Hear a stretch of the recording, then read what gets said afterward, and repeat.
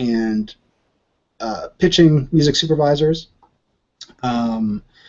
but rather people are calling me with different, just people that I've had relationships with will call me, like we just got this McDonald's spot in, and we need a rock track, or we need a mnemonic on this, so and that's kind of what I'm interested in, actually. Aside from whatever monetary thing is, just as a craft, that's what interests me more, is the challenge of actually having to create something on demand, and just score something. Yeah, so it sounds like bottom line is networking and just doing your craft. Yeah, I mean, definitely the music supervision thing, to go after music supervisors, is a great thing as well, for people that if you're doing things more as an artist, you want to get your stuff placed in film and TV. Mm-hmm. A lot of people, like for the stuff that I do, it's changed a lot because a lot of the other areas of the industry have kind of come in now into the television world, where the television world used to be a little bit more of a separate thing. Now you have all these music libraries, and you have artists. Everybody's trying to get in there, because that's everybody's trying to find out where's the money. Like where can you make some money? So you can't really get it on Spotify or stuff like that. So they're like, oh well, we can get in, and it's a TV commercial. Whereas years ago, people were almost embarrassed or something to have, especially like major, pop stars would. Right, I remember. I'm that old. Yep. Yeah. So I mean, if you go back maybe 15 years or something, that's when pop artists were just starting to maybe license stuff more, for television. So it's really gone from back in the day, television stuff started out more as jingles. When people talk about jingles, they talk about actually making a song with a kind of a cute hook, a memorable hook for a product. Yeah, that's what my jazz teacher used to do. They used to fly him out to LA, do jingles, and fly him home. Yeah, and that was kind of like the golden age, I would say, of television scoring. Yeah. And I think maybe, too, they're going more towards the commercials now because of the lack of money being made anywhere else. They seem to have taken all the musicians' sources of income away, and commercials seem to be it nowadays. Yeah, so in a way it's made it more difficult for myself and for other people who are actually scoring original stuff, because a lot of times the client will say, well, we need this revised in an hour, or else they're just going to go with a license piece that they have, or a library or something. So you have all the stress. It's like people have so many options now because everybody wants to get in there. Yeah. So it's really changed a lot, and it's put a lot of pressure and demand on composers to have you got to have all the sounds, you got to be able to work fast, be ready to go, be ready to kind of write and score in any style, if you want to stay in the game, if you want to be competitive. Yeah, well, congratulations. You're doing a good job, apparently. So, thank you. Thank you. Yeah, so some days I think I'm doing okay, and other days I don't know what the hell I'm doing. So. Just the memory of working with Harry Belafonte ought to sustain you for a while. I mean, he's quite a guy, quite an activist. Yeah. I mean, it's great to work with somebody shows kind of that level of professionalism and a very traditional kind of stage presence, kind of having a show, and everything is very it's kind of classic performance, or style like that, very disciplined kind of. Yeah, and using his name and his fame to help other people too is what I really like about him as well. Yeah. Absolutely, yeah. Well, thank you very much. Great answers. Thanks. Thank you. Deborah. Yes. Sorry, I'm over here chewing. Since you're the rebel, tell him about what you were telling us about your mom and you and that guitar. Oh, gosh. I was very blessed to be raised in Rochester, New York. It was on the Underground Railroad, so I've been listening to R&B, blues, and jazz since I was a little kid, and I carried a pocket radio around when I was 8 years old, listened to R&B, and so I wanted to learn how to play the guitar. And Jackson 5 was my first album. My first guitar was at 11 after I broke my brother's guitar. I actually wasn't allowed to play guitar. I asked for a guitar, and my mother's from Italy, and her response was, "Girls don't play the guitar." And so I would steal into my brother's closet and steal his, because he got to play guitar. He got guitar lessons, and he didn't want to play guitar, so he left his guitar in the closet most of the time. And when they would leave the house, I would go in, get his guitar, and it was like a big concert folk guitar. Mm-hmm. So it was a little hard for me to wrap my hands around, but I stuck with it. And one day, I must have set it back in the closet a little wrong, and it fell over, and the neck broke. Okay. We had it re-glued. My dad glued it back together, and by then my mother realized I wanted to play guitar bad enough. And right, you had to break it to make it impressive. And to lie about it, unfortunately. Yeah. So I traded it in and got my first guitar, and came home, and Elvis Presley was in one of his Hawaii movies. He had the same guitar. It was a Gretsch folk guitar with the birds on the scratch board. And mm-hmm. So yeah, then that's how I got started. Right. Yeah. Yeah, and it's all like it's hard when you're young at that age, when you're playing and you're starting to learn on steel strings. Because the first time that I started, I was learning on a steel string guitar, and my fingers were just killing me, because I didn't have the calluses or the strength on my fingers. So I quit, basically. Mm-hmm. And it wasn't until about a year later or whatever I just said to my mom one day, I just said, shouldn't I be playing guitar or something? I just had this feeling like, shouldn't I be taking lessons? And then, at that point, I started playing on nylon strings, So people ask me about kids playing guitar, I suggest, nylon strings, because it's a lot easier to get into the guitar on the nylon strings, just because they're a lot easier. You don't have to. Mm-hmm. Yeah. I went from Zeppelin to Rush. Well, I started out as a folk, more Neil Young and Bonnie Raitt, and then moved on to Led Zeppelin and Rush. And then my first rock band, they introduced me to the jazz teacher who, was just an old 65-year-old famous guy who actually went AWOL to hear Django Reinhardt play in Europe. And yeah, so he was a huge influence. But your playing just reminded me of some stuff that I need to get back to that I haven't visited in quite a while. Okay. Yeah, I got to say, like Django Reinhardt and that whole gypsy style of playing, if you people haven't checked it out, you should really check that out. Some of the most phenomenal guitar players, they're basically playing over jazz tunes, but it's the way that they arpeggiate through the chords and mm-hmm. Yeah, Burley Legreen, somebody wrote, is one of my just absolute favorite guitar players. There's a video that you can see on YouTube where he's playing Cherokee, which is a jazz standard, and it'll just blow your mind, like the kind of stuff that he's able to, and it's not just for the sake of pyrotechnics, even though like that fancy kind of playing is part of that style, but it's all very musical and beautiful. It's like almost channeled, right? Or it is channeled, really. And he was missing a finger, right? Django, yeah. Well, his fingers were burnt, so he actually, I think he just played with 2 fingers, which makes it all the more remarkable. Like, yeah. He just played with like these 2 fingers, and when you hear him play, I mean, it's just unbelievable that can be possible. But yeah, that's a great style of music to check out. Some of the most phenomenal musicians. Definitely. And your fingers right now are really calloused, right? Like you could exfoliate. I mean, they're really bad, huh? Now they're pretty callous because I've just been playing more in the last couple months. So when you don't play, they start to soften up again.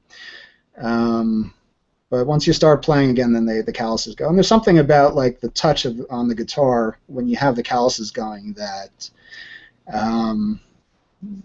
It's hard to explain. You just kind of can lock into your playing, your technique somehow.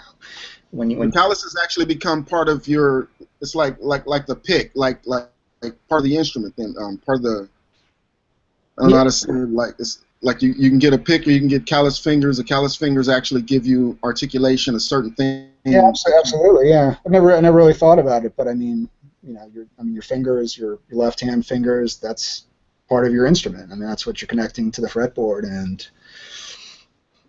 that's going to be part of the way you articulate a phrase, or maybe even the sound somehow. Yeah, I was about to say that would be interesting. Somebody listening and they say, your fingers are soft because they don't hear the scraping of the calluses or something, the tone changes or something. Yeah, I don't know if I could hear that. Golden ears. Yeah, golden ears.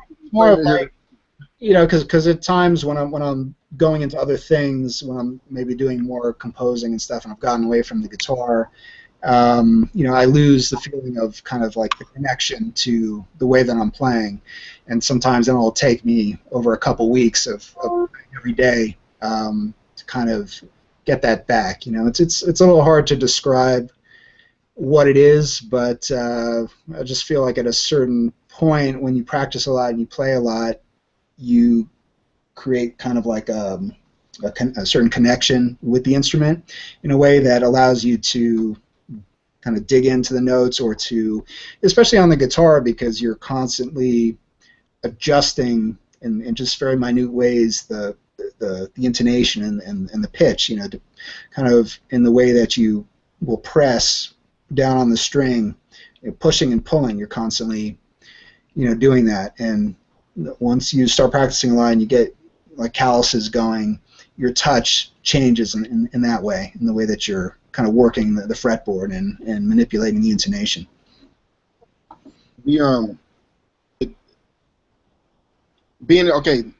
Engineering, like all the engineering that we do, I had to break away from engineering and get back to the emotional side, because I was on all this technical stuff and the emotion was just totally not a consideration. And yeah.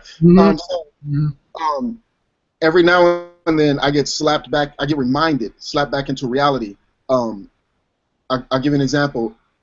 A guitarist, like if you hear stuff where I have guys come and play guitar, like I'll hear somebody pick up a guitar that's supposed to be amped, and I'll hear these strings, and like I like that, just like that. All right, well, it goes to an amp. Nah, bro, I like that. Right. Or I'll hear some cheesy sound that you would never pick, and I'm hip hop, we do whatever we want, and you're playing it, and it gives me the feel that I want. A guitarist would hear this stuff, and bro, your stuff sounds plastic. It's all this stuff, and I'm over here in ecstasy. Like, this is awesome, and the guitarist would be on some guitar stuff, and that just that's how, like, when we'd be engineering, like you might come in and, okay, I put it like this: I'm at a studio. This 19-year-old engineer stopped the drummer once he started getting into it, because he said, yeah, the feeling's there, but technically, blah, blah, blah. And he did that to the drummer about 5 times. Mm-hmm. As soon as the band got it, the drummer got into it, the band started getting into it, we're capturing the feel, and the dude would stop him. And the band had to come and talk to me because of some the drummer was on such a technical thing. And that was such a lesson right there. I completely understand what you're saying, and to me this is like the biggest, one of the most difficult things in music, I think, in playing and in producing. It's kind of like the balance between perfection or doing something well, versus the raw emotion of it, the feel of it.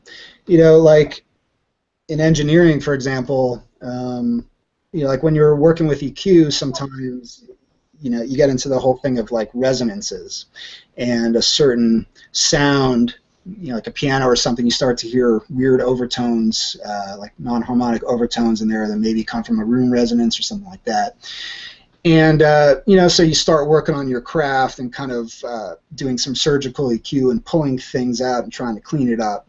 And on the one hand, you know, that can be a really great way to go. But on the other hand, like with hip hop, for example, sometimes you'll find something from a record or like a sample CD that has kind of record kind of samples, you know, just something that sounds sonically interesting. And then you start listening to it, and you put on your engineer technical hat, and you say, yeah, but there's a little peak in there, a resonance. You start pulling that out, and then you hear another one, and you pull it out, and then after you've done that like 5 times, you're like, but the vibe of that sound, it's not there anymore, you know? Like the reason I like it was because it sounded, you know, it had something to it, and that, like, all those weird overtones are part of it, you know? Right. I feel like with both playing and with producing or learning like theory and composition, you know, it's kind of like a lot of people, you know, you start out from a more raw place where you don't really know necessarily everything that you're doing. You know, maybe you're just programming a beat, or you're just chopping around, finding some chords or whatever. You know, you put it down because you like it. You know, you're feeling it. But then the problem with that is that it's hard to get consistent results necessarily. Like, for example, for me with mixing earlier on, sometimes I would do a track or production in a mix, and I could come back to it, you know, a month later and still think it was cool. But half of the time, I didn't like it at all. I thought it was horrible, you know. And so the progression was to kind of like try to investigate, well, you know, like, what am I doing wrong? Every mix is kind of a lesson, you know, like, what could I have done better in there? And so gradually over time, you're learning, you're gaining new skills to try to get more consistent results, so that every time you do a mix, you're kind of already aware of what the potential problems are. You know, it's like this kind of sub bass. I know that, you know, my last mix, it was too boomy or whatever, so I need to, you know, do something different with it or whatever. But then, you know, as you go along that course, the problem is you start to lose that rawness and the emotion. You know, where to the point where now you're getting technically very nice mixes or whatever, but it's just not. It's not as cool as it once was, you know. Somehow there's something kind of like just the overall vibe of it is not there. And it's the same thing with playing and with theory. I think is like the danger is once you start investigating all this stuff and start learning, things maybe start to get too clean. You start to form sort of a kind of box in your mind about, you know, okay, this chord progression needs to fit, you know, in this kind of particular thing because, you know, the 1 chord moves to the 5 chord and whatever, you know, and you're no longer kind of, you know, like I see a lot of EDM guys who are showing videos, and a lot of times they don't really know the chords they're doing, but they're just hitting notes in the piano roll, you know, and they're just moving them. And they're like, oh, that's cool, you know, like, and then they're moving more until they finally get it to where they like. They don't really know what those chords are, you know, but they're just doing it by feel. So anyway, you know, I think the challenge is always to kind of like learn this stuff, but then find a way to get back to the feeling of it, the emotion of it, and that's the hard part. You know what I mean? It's like I think the best mixers, they know how to do that. You know, maybe it's a different way of listening or perceiving the mix. You know, I think of it sort of as zooming out of the mix in a way. When you're producing and you're mixing, you're really getting into the nitty-gritty of every sound. You know, the decay time of the reverb, the EQs. I mean, you know all the ins and outs of it, but you are kind of zoomed into it in a way, and in your perception. And so I think it's kind of like a skill that you get over time where you learn to zoom out and take on more of the perception of how a normal listener would listen to it. You know, like somebody in your family that doesn't know anything about music, they just hum along in the radio because they just like that that chorus or whatever. It's like that's the way that most people are going to hear your song. You know, they don't know that you use the McDSP, you know, retro EQ or whatever to boost your high end or whatever. You know, so to me, that's one of the most tricky things, and the thing that I think takes a long time. You know, I'm not saying that I, you know, can do that, you know, all the time, but I think that's kind of the progression. That's kind of like the challenge, you know, is to kind of figure out how to perceive what you're doing, you know. And ultimately, I don't know if you can ever really be that objective, but I think you find certain tricks maybe that can help you.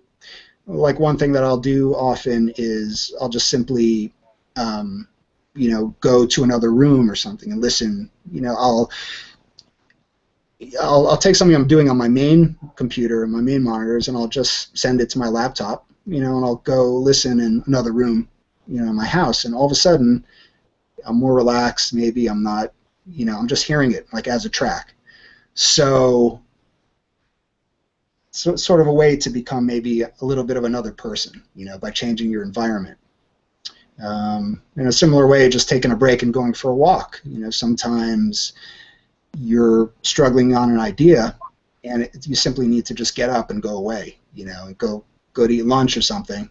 And it happens to me all the time where, you know, I'll be like struggling on something, go out just to get something to eat, and then, you know, things are just start popping up to me. I'm like, well, wait a second, you know, I have these certain sounds, like I think I should try that, like that would work for that, or that rhythm I was doing needs to be simpler or something like that, like something that I couldn't see when I was at my keyboard and in the thick of it, you know. So yeah, I hope what I'm saying makes sense, but I guess ultimately I'm saying that you know, out of your curiosity, you go on this journey of kind of learning about your craft, both musically and technically, and then you have to find a way to step away from that. You know, I think a lot of people, especially like a lot of times when you read a discussion or a forum on theory, the first thing people start saying is, you know, you don't need that, you know, like you're getting too technical or whatever. But the main thing is to kind of put it in its place, I guess, to not let that rule over you, you know. So, you know, if I'm playing a progression and maybe it's weird, but somehow it's just working, you know, it's working on this groove and it's working on this track, you know, it doesn't necessarily need to be mathematically, theoretically correct, you know. And I think, like, yeah, in hip hop, like that happens a lot, because sometimes you'll just have a sample from a record, you know, and it's a chord or something like that, or it's I don't know, it's like a horn section or a big band or something, and you just hit in different keys. You know, you don't really know what's going on there. You don't know what all those chords are, but you find a pattern or a way to play it on the keyboard that it sounds cool, you know, with that particular timbre and that particular rhythm, you know, and that groove. So. Yeah, someone will say such and such sound is rubbing with such and such sound, then they'll get rid of the rub and we don't like it anymore. Yeah, you know, it's like I said, I think this is a tricky thing, because sometimes it is actually bad in a way. I mean, it's tough because a lot of this is subjective, but I do feel that when somebody has a certain kind of mastery or a control over what they're doing or a musicality, then they can make things that are technically wrong work anyway and seem right. But oftentimes you can hear something and you could just know that, like, somebody just like kind of didn't really know what they were doing, you know, and it is actually bad. I mean, I guess you can ask yourself, the question is, if they were to change that, would it ruin the vibe, or would it actually just make it better and still keep the vibe and not really affect it in a negative way? We argued over tuning a kick. I hated the whole idea of tuning the kick, because I liked just going off of just organically whatever you feel, but I had to be open to where it's like, hey, I might learn something. So they tuned the kick, and what it felt like the track lifted up. So it's like they would say glued together, but it felt to me like the track lifted up, and I liked it, but it also, I guess, like for me, it felt what I would call too right. Like if I come into a house and everything is perfectly made up, it bothers me. I don't even want to sit down. I don't want to touch anything. It's sterile. That's kind of like sampling. Yeah. It's because I had a record that I was playing from somebody, and it had a guitar sample in it, and everybody's like, "You play guitar? Why don't you just replay it?" It's like, because you're when I sample, I don't listen to what's on top. I listen to what's underneath. I'm like, what's making this record is not the guitar sample. It's the stuff that's in that sample that's surrounding the guitar part. Yeah. So if I take this guitar sample out and just replay it, it's gonna have a whole nother vibe because the elements that's sitting underneath this guitar sample won't be there no more. Mm-hmm. Yeah. Yeah, I totally agree. Sometimes you just, you say, oh, I can replay that and, it'll be more perfect or whatever, but then you just lose the... And you touched on what I've been fighting for like the last couple of years. Like, it's like when you in band or orchestra or take private lessons, I feel like you are kind of put in a box as to where a person that does music that has no theory training, I feel like they're limitless. But at the same time, it's like a gift and a curse. Because I was at a friend's house and he made a beat, and everybody loved it, but I hated it because of my training. It was like, how can you possibly get away? It was like, how can you possibly get away with that and people still love? Kind of like RZA. If you listen to a lot of RZA records, Wu-Tang records, it's like if you train a certain way, you will not like them records. But if you just open-minded, of course you will love it because he had no music training whatsoever. He just had a beat machine.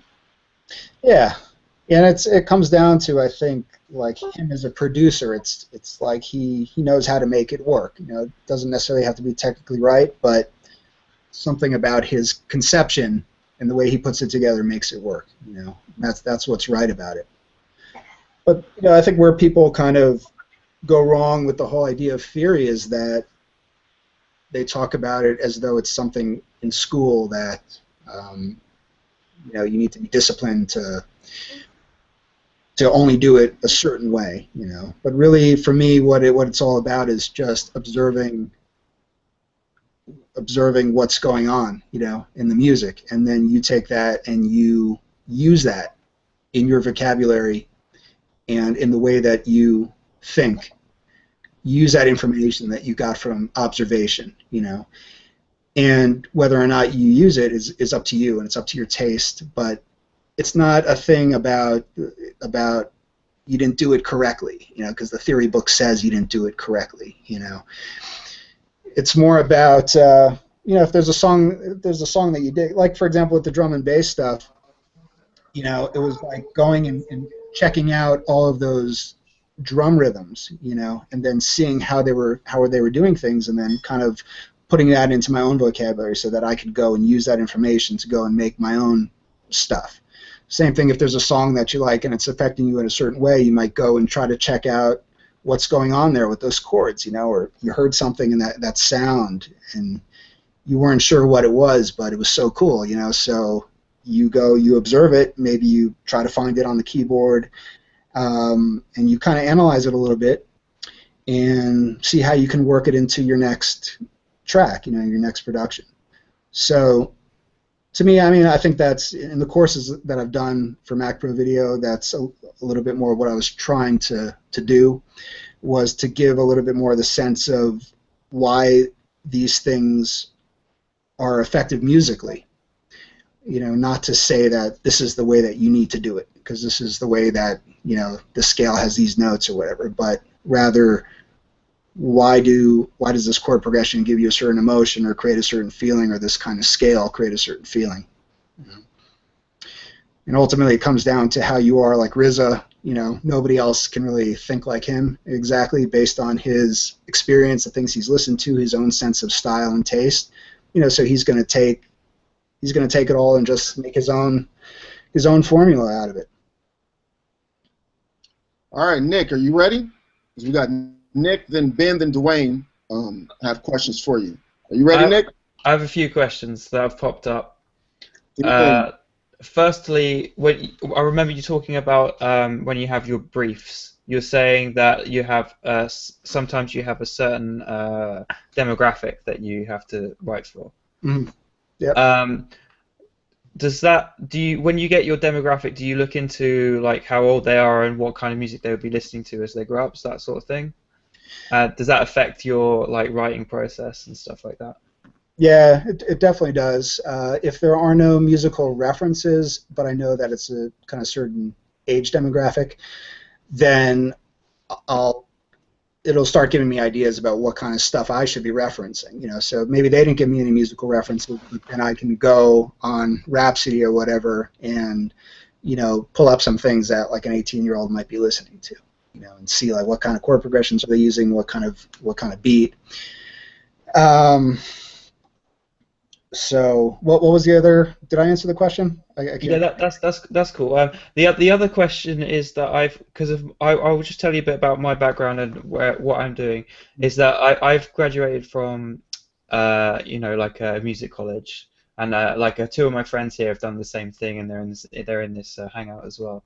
And the current situation is that I would like to know how to progress from the graduation stage, and now I've got like the full-time job, into being a full-time musician.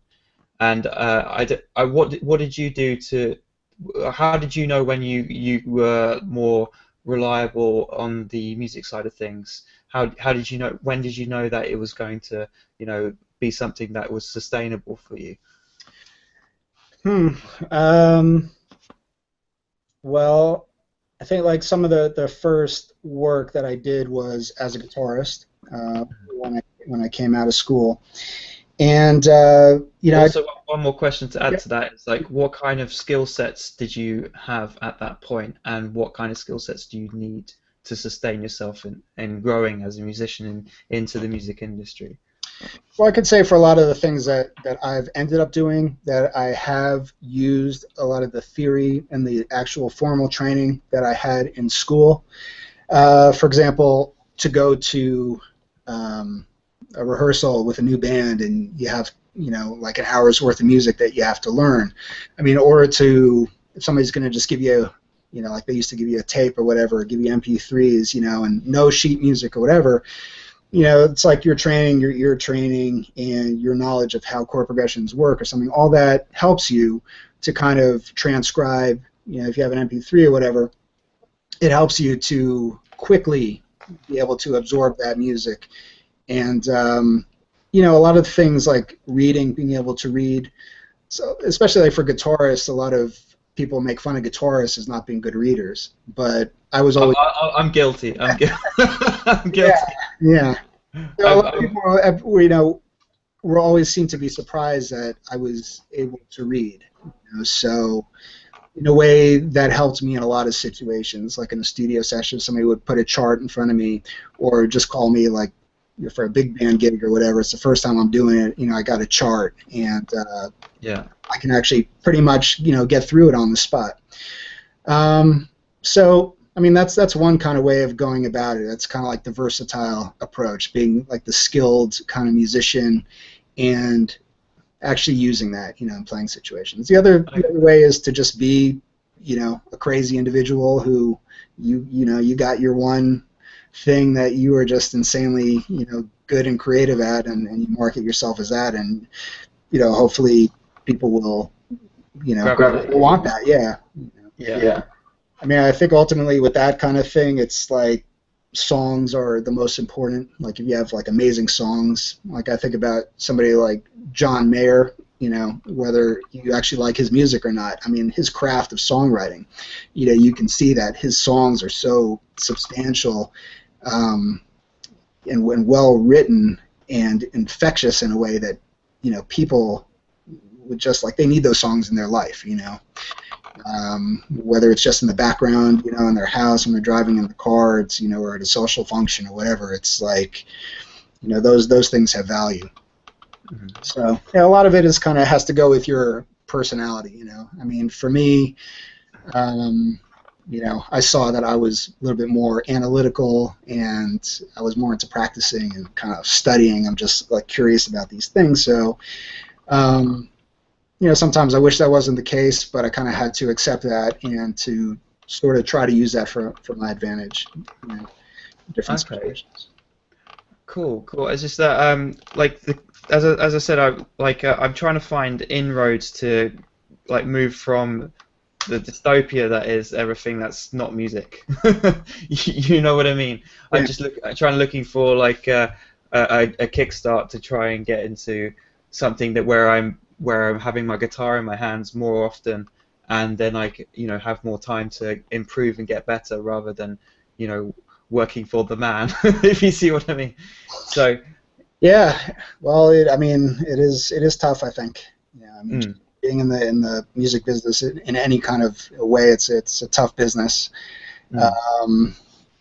because on the one hand there's this general kind of feeling I think that people have that doing music is a privilege in a way, but actually, and then they won't pay for it.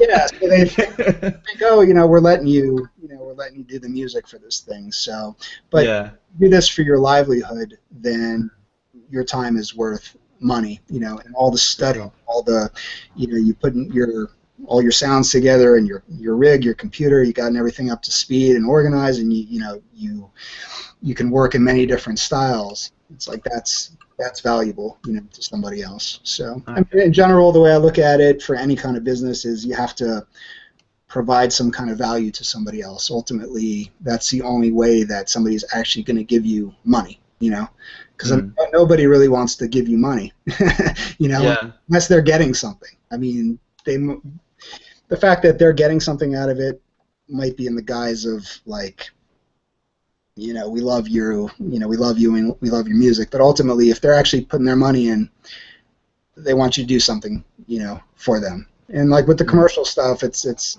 pretty obvious. Like music houses, they need to present great tracks to the client, and they need it quickly. You need people who can work fast and write in many different styles. So there's the value right there, because if they don't have people that they can call, quickly and get something to them in 3 hours, that sounds great, and get in front of the client, then they're at risk of losing, a substantial amount of money. Okay. So, it's ultimately like with any kind of business, it's like, in a way, I think try to put yourself in somebody else's shoes, the person that could hire you. Yeah. And ask yourself, if you were that person, would you pay you? For I get what you're saying. Yeah. You know what I'm saying? I mean, they got their money somehow. Most likely, it wasn't easy for them. They had to work their ass off to get their money, and they don't want to part with it.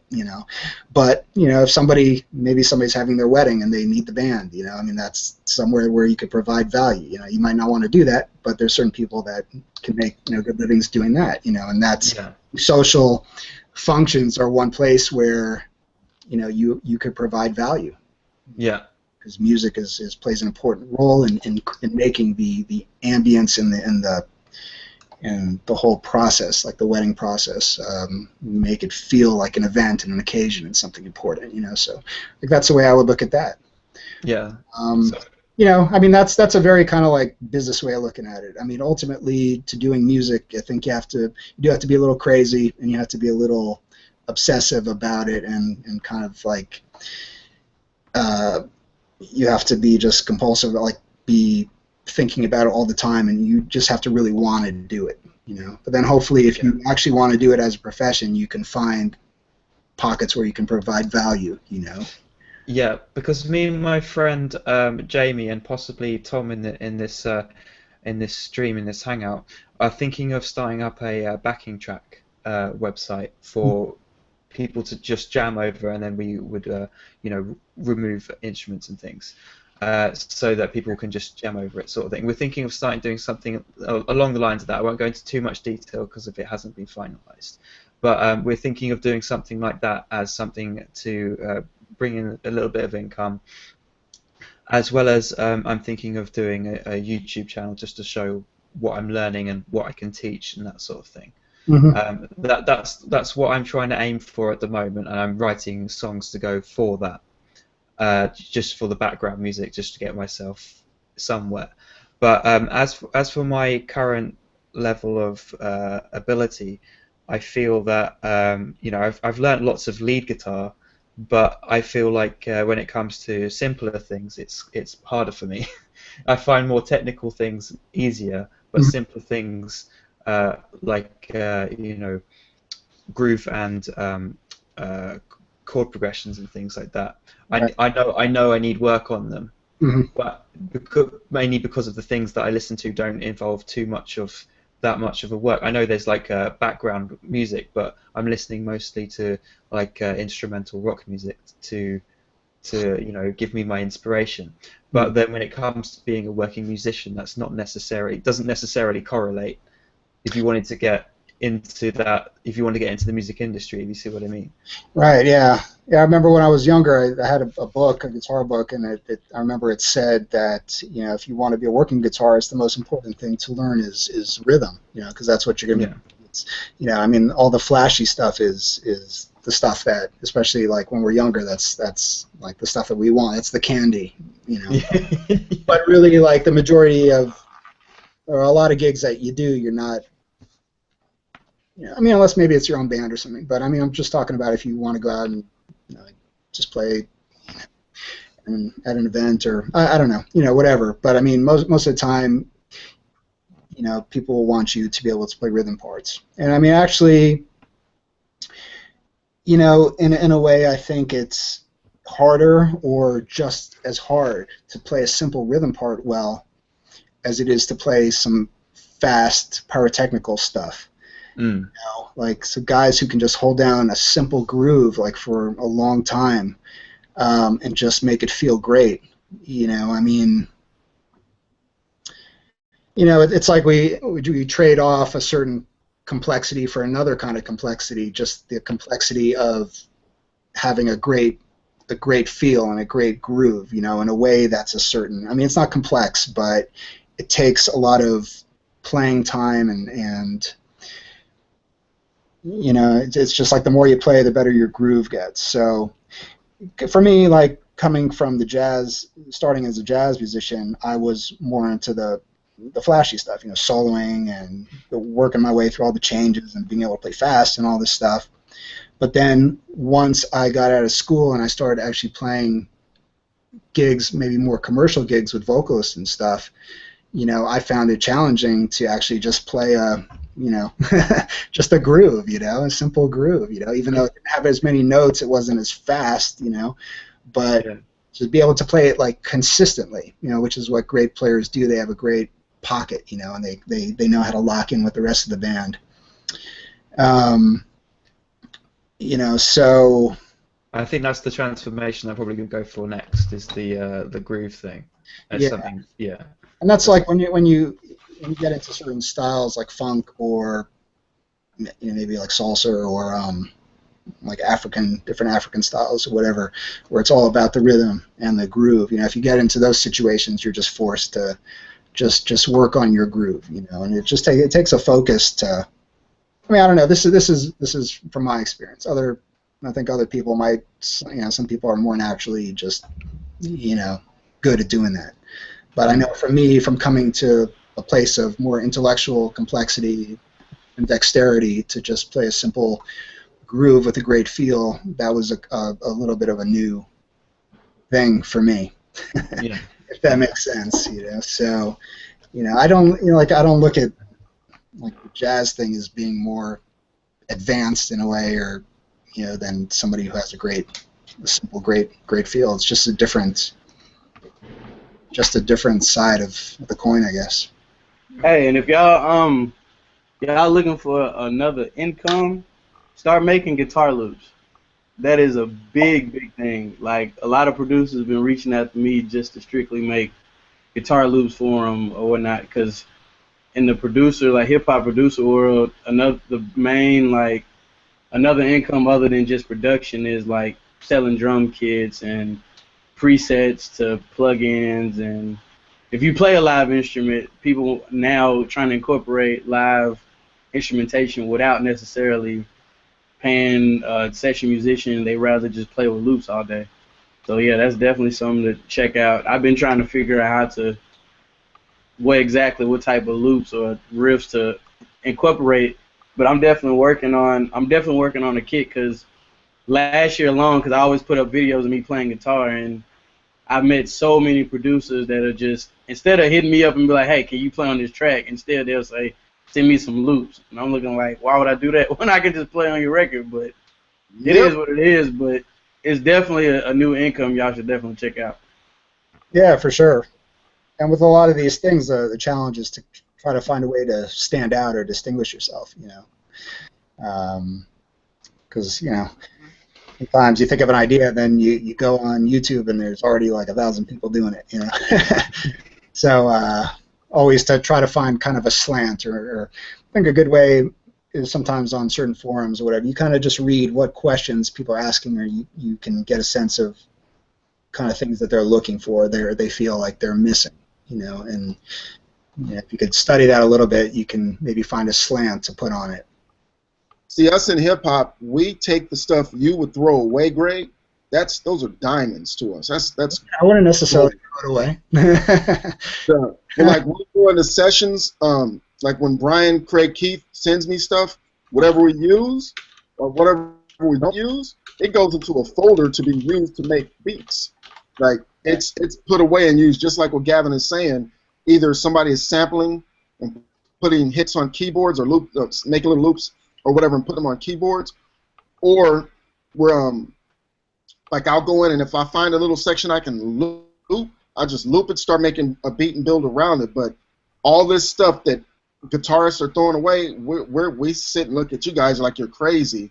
Because you can just sit down, rip something out for like 5 minutes, send it to a hip-hop dude, and he will think that you are the greatest guy ever.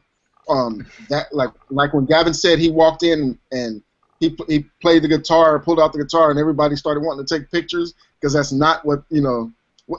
How'd you say it, Gavin? I mean, they don't, judging by what happened, they don't see that every day. Because we was working on this particular studio starting to pick up a lot of major artists coming through, and he's trying to start a production team.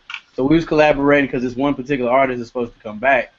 And this record we was working on, I was like, I should play guitar on it. So then I grabbed my guitar and I hooked everything up and started playing. Everybody was looking like this is the first time in life they've ever seen a guitar player. Like sitting next to them working on a record, versus everything always being programmed with a MIDI keyboard or a drum machine. To actually see someone incorporate live instrumentation was crazy to them.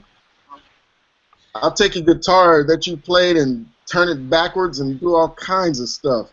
Yeah, well, I mean, that's, you know, that's what makes, you know, certain people have a certain style, or, you know, be a great producer or whatever, is because they hear something and something that somebody else didn't, you know. And you know, hip hop is kind of bad now as far as the musician side, because, well, the only reason I say bad is because of other people's perception. I can play a record and it can be original, but the first thing someone would say is, man, that is a dope sample. Then they stand in amazement when they realize it's not a sample. And it's like, it shouldn't be like that. Like, you're basically telling me, like, we're living in a day and age where you can't tell the difference between live instrumentation and a sample. So, let's see, who was next? It was Nick. And then who had a question? Ben, that's right. Ben. What's happening? Hey. Hey, Gregg. Thanks so much for sharing your time with all of us. Well, thanks for being on this chat. Absolutely, and thank you, Ma, again for having me, putting all this together. I had a couple questions. First, I have a business question and a music question, and then a genre question. So I'll start with the music question. You were playing a little Body and Soul, so I pulled up the lead sheet. I was like, wow, that's a lot of chords, and I love that song. The second chord is it's a flat 9 chord, and And I remember watching a Pat Martino video, and I'm not a guitar player. I'm just kind of learning piano, but about kind of diminished chords and how they correlate to flat 9 chords. So maybe you could just talk a little bit about the flat 9 chord and how you would approach it if you kind of weren't completely familiar with it, and how it relates to that diminished chord. Right. Well, the second chord in this particular song, Body and Soul, is basically a B flat dominant 7 chord. But in jazz, we often color the dominant 7 chords, especially with altered notes, which could be like the flat 9, the sharp 9, the sharp 4, the 5. Really, you can take liberty with the altered notes that you choose to put into it. It's a place where you can really get very colorful with it. And on the B flat 7 chord, if you look at the notes in the B flat dominant 7 chord, you have B flat, D, F, and A flat. So you can see that in that chord you have 3 of the notes that are contained in a B diminished chord, the D, F, and A flat. And if you put the altered B natural, which is the flat 9, onto the B flat chord, now you're getting the full diminished 7th chord, the B, D, F, and A flat. So oftentimes in jazz, you'll associate or you'll think of certain chords in different ways. So on that B flat 7 chord, if I was to think of that B flat 7 chord as a B flat 7 flat 9 chord, I might also think of it as a B diminished 7th chord, because essentially those are the same notes that are in that chord. And oftentimes that's a device that you can use to help you improvise through a tune. If there's a certain chord that maybe you're not that familiar with or that comfortable with, you might look at what its parent scale is. For example, if you had a B flat 7 sharp 4 sharp 5 chord, you might relate that back to its melodic minor parent scale, which I think is, what is it off the top of my head? It's an F. I'm getting a little foggy, but yeah, it's F melodic minor, I believe. So sometimes, you'll look at a certain chord, and you might not really be familiar with that chord, but you will be familiar with its parent scale. And so by knowing the theory behind that, you can work off of that F melodic minor scale to play off of that altered dominant 7th chord, if that makes sense. I think it's F melodic minor. I'm a little my brain is a little cloudy right now. No, that's cool. It seems like, because I'm working all my dominant, really trying to study all my dominant voicings, and there's just so many that sometimes in musical contexts, I just get a little scrambled, how should I voice this 5 chord? Wow, there's 600 options. It's like shopping at Costco or something. But, yeah, but that's kind of very characteristic of jazz. One of the most popular progressions in jazz is the 2-5-1 progression, and you see that all over the place in standards. And it's that 5 dominant 7th chord where you can look at a whole variety of scales, like different symmetrical scales and different scales that contain different altered notes, and use that to color that chord. And sometimes, if you're an accompanist, you're comping for somebody else, you might choose the voicing you play on that dominant 7 chord based on what you're hearing that lead player doing. So if there's a saxophone player soloing and your chord is basically a B flat 7 chord, maybe in their solo, all of a sudden they're holding a B natural. You hear that and you recognize that, and in your chord voicing, you jump to a B flat 7 flat 9 chord to accommodate their note. But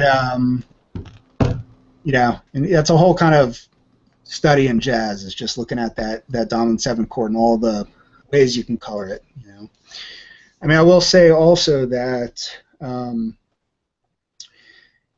you know, the tricky thing in jazz, I think, is because you have so many notes available to you, like let's say on a dominant 7th chord, that you can get into a very chromatic type of approach, which can work, but if you do too much of it, it can start to sound like just a bunch of chromatic stuff. You know, so it's good to think of scales as having certain colors or flavors.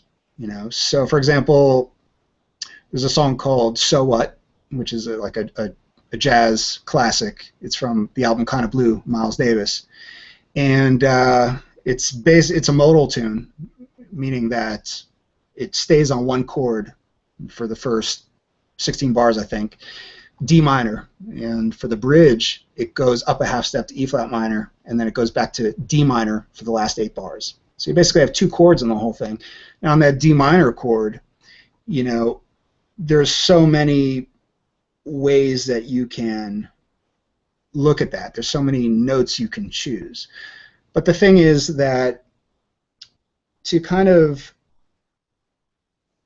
play with a certain scale or a certain selection of notes will give your playing a certain color, you know, at least if it's just momentarily. You know, let's say it might just be for that first 8 bars, you're just playing on D Dorian, you know, but for that second 8 bars, maybe you're using some D melodic minor and bring like that C sharp note in or something. So is this making sense? You know, it's just something I've kind of like realize is that, you know, even though you might have a lot of options open to you, sometimes it works to your benefit to limit your color palette a little bit so you can express a certain type of mood or emotion. That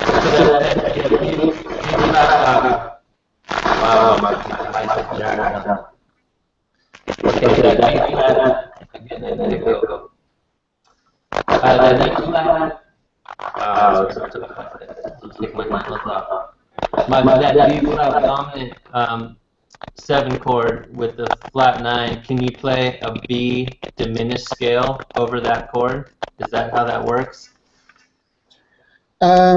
Yeah, like over that chord I might play a B flat half whole diminished scale, which is a symmetrical scale. You know, it's a regular pattern of half step, whole step, half step, whole step, and that scale will give me a lot of the altered notes that can be used over that particular chord. You know, so I mean, there's some different choices that you can make there, but you know, that half whole diminished scale is a diminished scale basically. You know, so I mean, you can use that same scale over a B diminished 7th chord as well, and it'll work.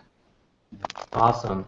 So I had a thank you for that. I had a business question in relationship to IP, like intellectual property, and budget. So I'm finding myself doing a lot of projects where there's a lot of writing involved, there's producing involved, there's playing, there's just so many components. And you know, I know traditionally back in the day somebody would make a recording budget and kind of itemize all these elements, but when you're having to, you know, do all these, fulfill all these roles, do you have any advice on how you sort of itemize your contributions to a project, or do you kind of... I think you cut out there for me.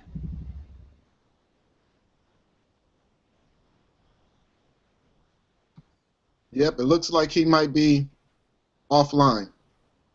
Okay, I'm back. There he is.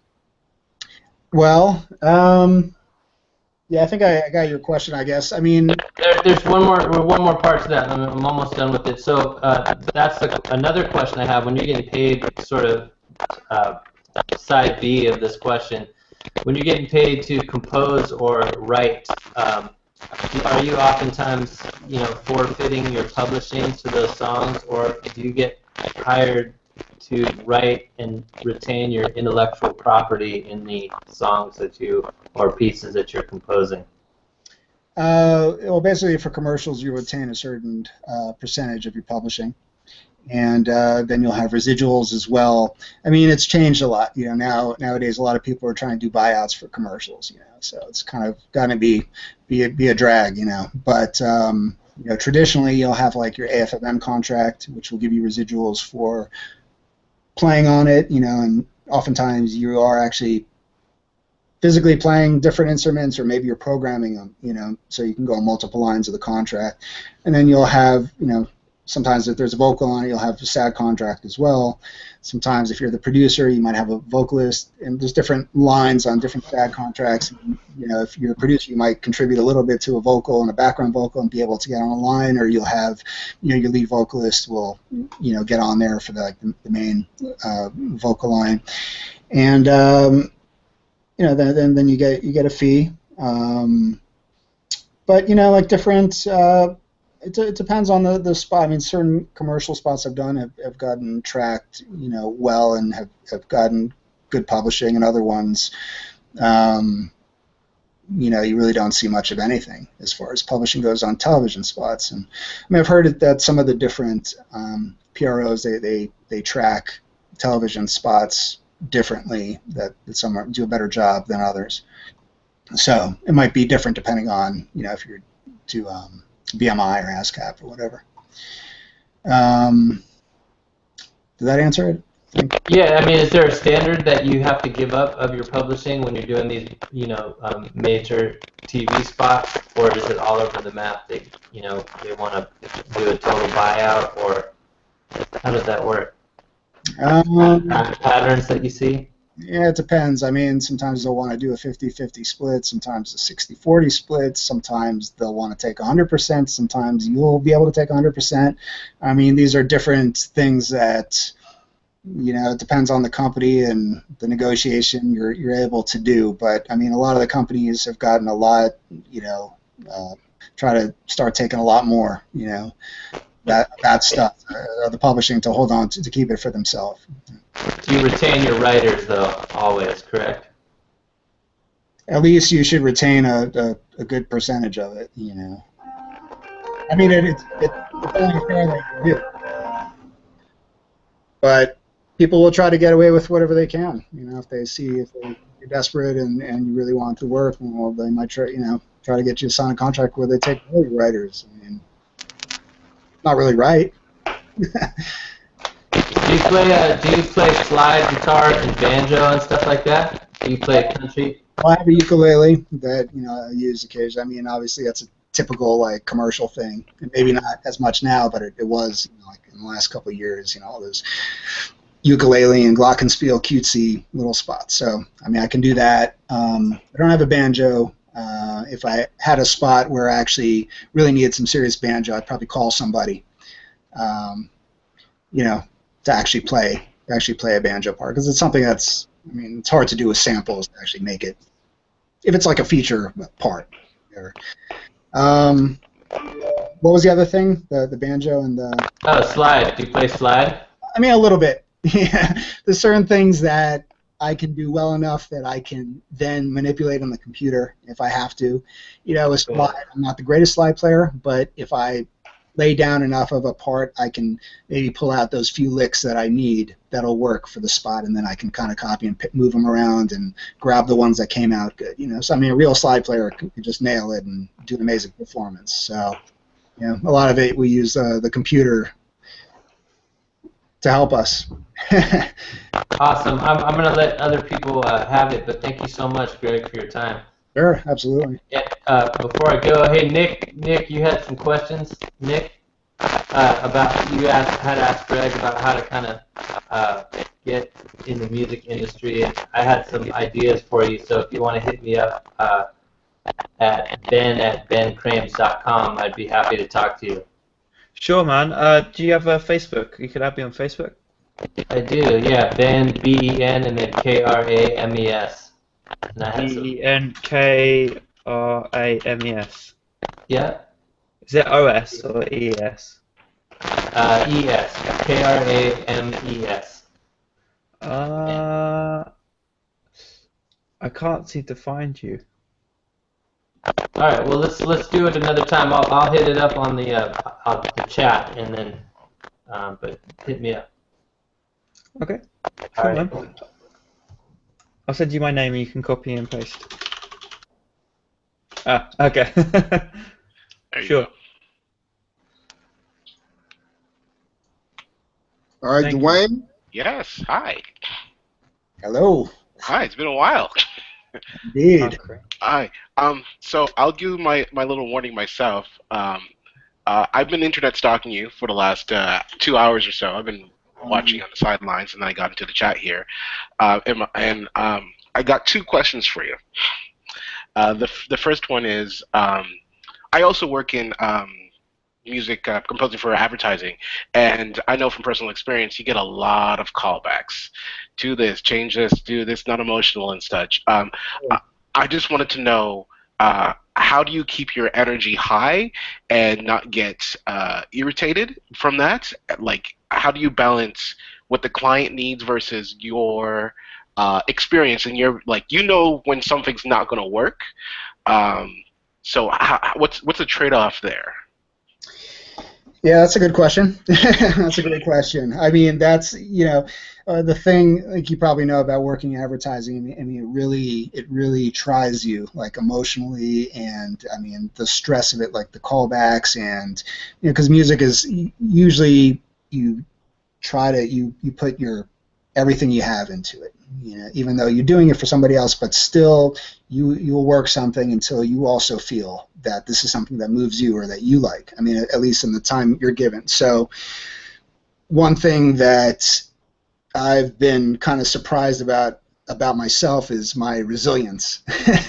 And I don't say that in any kind of egotistical way, but just how you can get knocked down so many times, and you'll, give it a day and you'll get back up, and still, and you almost feel crazy, like, what the hell, but hopefully over time, you have enough good experiences that, you're doing music, you're developing your craft, and, you can make some bread, and sometimes, you can make some good bread too. But that's one of the hardest things is the callbacks, I guess, like you call them, the revisions. It's one of the things I think that really distinguishes somebody that does this stuff day to day as a living, as a profession, versus somebody who's just doing a record and they have some tracks, whatever. I mean, you have to be. Well, first of all, you have to drop your ego enough that you can be open to any. I mean, there definitely are times when I've actually internally kind of been fuming, but I will never express that to a client, only because I put so much into a particular piece, and sometimes a client won't even necessarily say, wow, like, you really, that was a great job, like, obviously you put a lot of time into your craft and your mix and the composition, but it's just not working. I mean, sometimes they won't tell you any of that. They'll just be like, this doesn't work, it's totally wrong or whatever. So you have to, like, drop your ego and just maybe internally just take that. I mean, ultimately, I think that we're serving something else. I mean, we have to put some of ourselves into it, but ultimately we're serving the spot. We're serving. So that's your value proposition there, that it's your ability to serve whatever the final product is instead of serving more of your experience? Yeah, but, and I mean, I'm sure that, a lot of that crosses over into the record world and stuff, but I think it's especially intense in the commercial world, especially because, like, with commercials, you are often dealing with committees of people and sometimes even focus groups and things, and a lot of times, like, the reason why you're being asked to do these revisions isn't necessarily because you did a bad piece of music, but if you think about it, there's so many reasons why somebody will not want to accept your music, you know, as is. It could be that they're kind of working in the agency in a committee, and maybe there's some power dynamics going on between them. You know, maybe there's a creative director and some other people, and somebody wants to exert, you know, their power in the group and say, oh no, this other piece, this other composer, you know, did it better or whatever. So there's so many reasons why you could be asked to do those revisions. But the best reward for me is when a piece that I did that got knocked down for a particular spot ends up getting used for another spot. And that actually happens a lot, you know. It's like sometimes you did a piece and you ended up having sort of a bad experience because the client didn't really like it, but then you actually end up selling it for something else that's great, and you're like, okay, you know, this wasn't a total piece of crap, this music. But this is one of the skills that I think as a television composer, if you want to do this consistently, that you have to get used to doing these revisions, and you have to be able to be very flexible and very malleable, be able to, you know, cut out bars of your track and, you know, throw away, you know, this, maybe you did the third half of your piece is not working, and you need to be able to just toss that out and you know, write a new section for that, and maybe you love that ending, but you know, they just thought that it wasn't, the energy wasn't up or something enough, or maybe it was too up and it needed to come down. So, you know, I think that this is a certain skill set to, I mean, first of all, you have to like be organized with your sessions, your files, your folder structure, and your computer. You have to be able to go back to particular sessions, so you can go back and redo the bass line or go back and redo the harmony. So it's a lot of like kind of managing data and stuff like that, and you know, it's tough. I mean, oftentimes I feel that something I do is cool, but then it gets destroyed, and a lot of times it'll go on the air being what I think is destroyed. You know, it's not really what I was trying to do, but that's what they thought worked. You know, and we have to realize that the way that they're seeing it, sometimes like as composers we put a little bit too much value or emphasis in the music, when really they're trying to sell a product, and the music, the role that you think the music should have is not necessarily what's best for the spot. You know, I mean, it can even be that your music is too good, too cool, that it's overshadowing, taking attention away from the voiceover and the message of the spot. So in other words, don't be too married with the record that you're making to the point where you're married to it to the point where you don't want to make the revisions. So, yeah, I mean, I think you kind of learn that over time. Okay. You do something and you turn it in and you think, oh man, this is perfect. You know, it's perfect, and sometimes it's just not accepted in that way, and you have to be open to. And sometimes you need a little bit of a breather. You need to be able to kind of get your head together and to say, right. You know, let me get my energy together, and I'm gonna work. You know, it's hard though because you get burnt. You know, you work a lot on a track and you get burnt, and it's like there's a certain creative impulse or energy that when you're starting a piece you capitalize upon, and by the time it gets to the revisions, maybe some of that initial inspiration is gone a little bit. It's expired a little bit, and now you're finding it difficult to really make this piece like something that's genuine in a way, something that's really working in a way that's not just, you know, going by the numbers. Well, if I could ask you what your end game is, like what is your dream or future for yourself? Because for someone like this applies to the person beginning, something like myself who's been in this for a couple of years. Sometimes we don't have the capability of dreaming big enough. So I wonder what your what you picture yourself doing 10 years from now or 15. Like, is it? Do you take this experience and build something bigger and bigger and bigger, and to become a music house, to become a publisher, or perhaps go into the creative and just be all in-house, bring in some people and do that? Like, just wondering what your take is on that. Yeah, I mean, I wish that I had a more clear idea about that, but I don't really desire to become more of a music house or anything like that. I mean, right now, I generally, like, as I go along, I tend to see where my interest is, like where it naturally is, and right now it's actually gone back to the guitar. And this has lately been driving me like creatively, and so I'm looking on a personal level to develop that more and maybe work on other people's projects more as a guitarist, and just to do things more on the guitar end of things. I think there's something to staying in touch with your original passion and your original instrument, like why you got into music.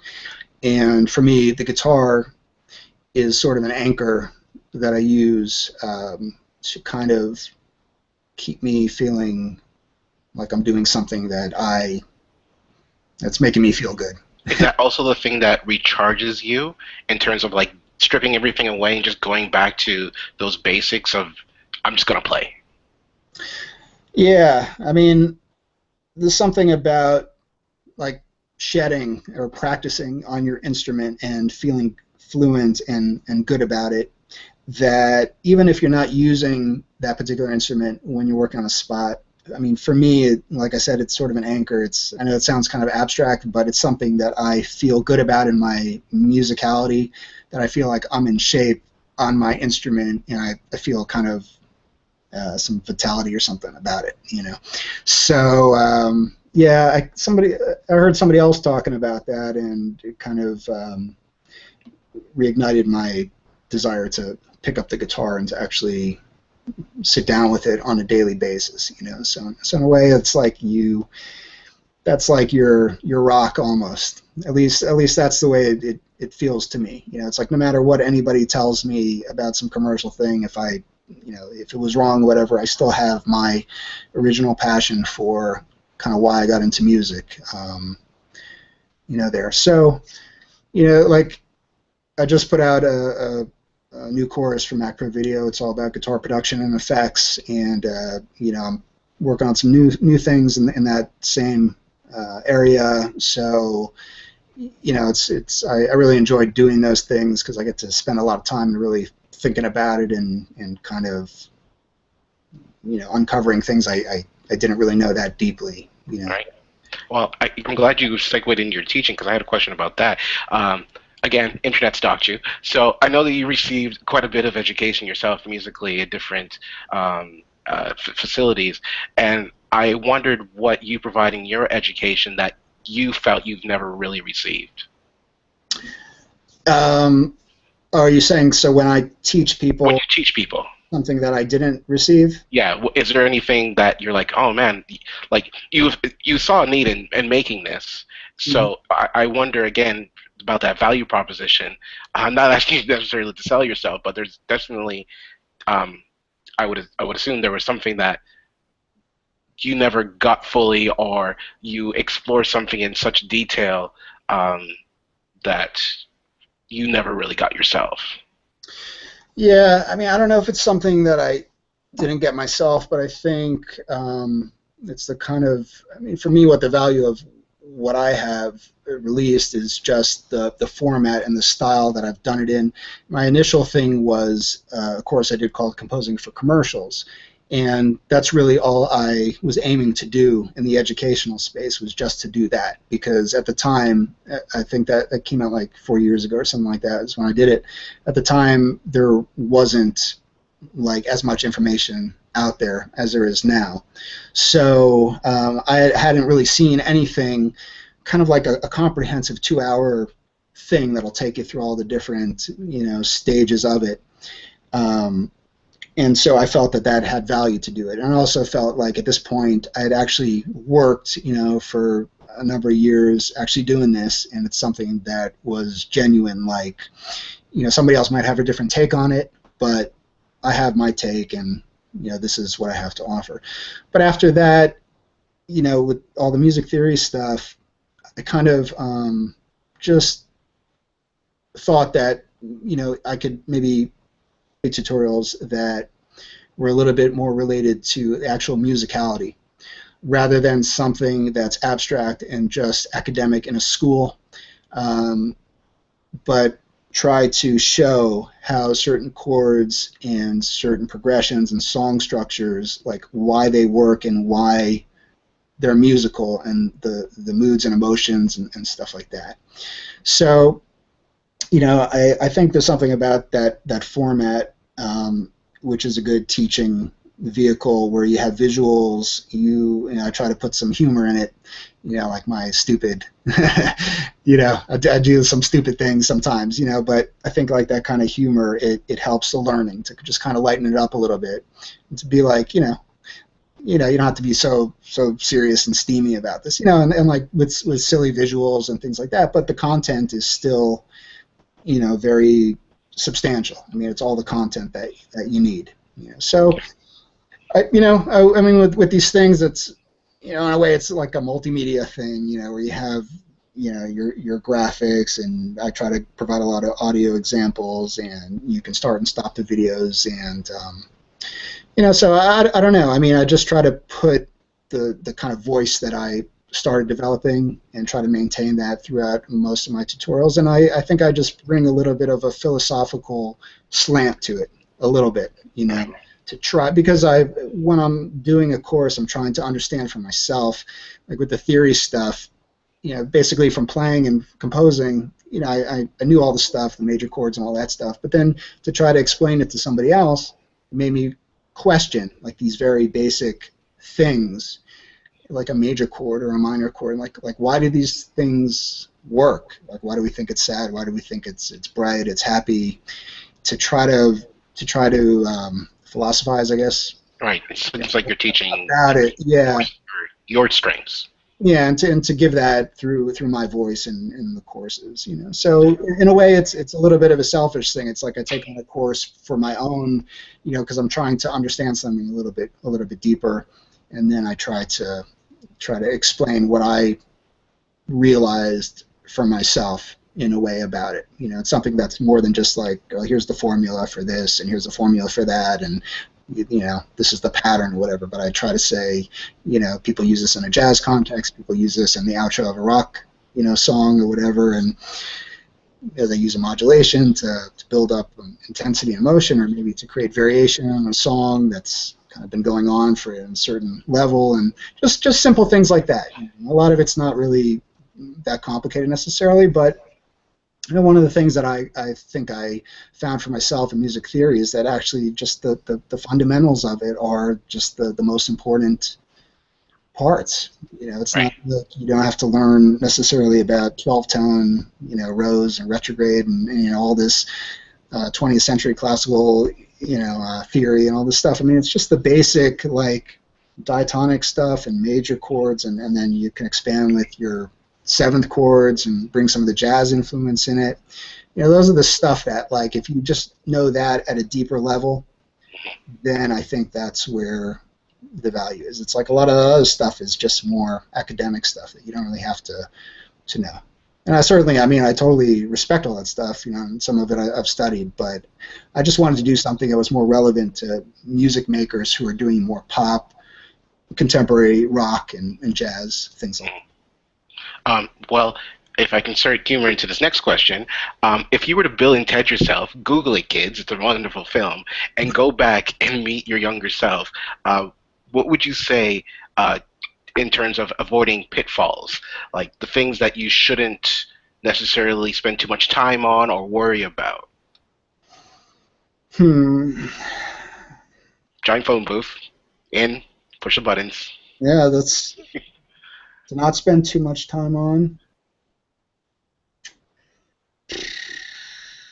I don't know. I don't know if I could answer it in that way. I mean, I think what I would, if I knew what I knew now, I would try to find more of my core, maybe my core of what could develop my individual thing, and maybe make more of a business around that, you know, because it's a little bit of a tricky thing, especially in commercials. Well, I was talking about this earlier in developing your video reel and how you present yourself is like, you know, you can make a business for yourself and keep yourself working by being a varied, a versatile composer. That's one way to go about it.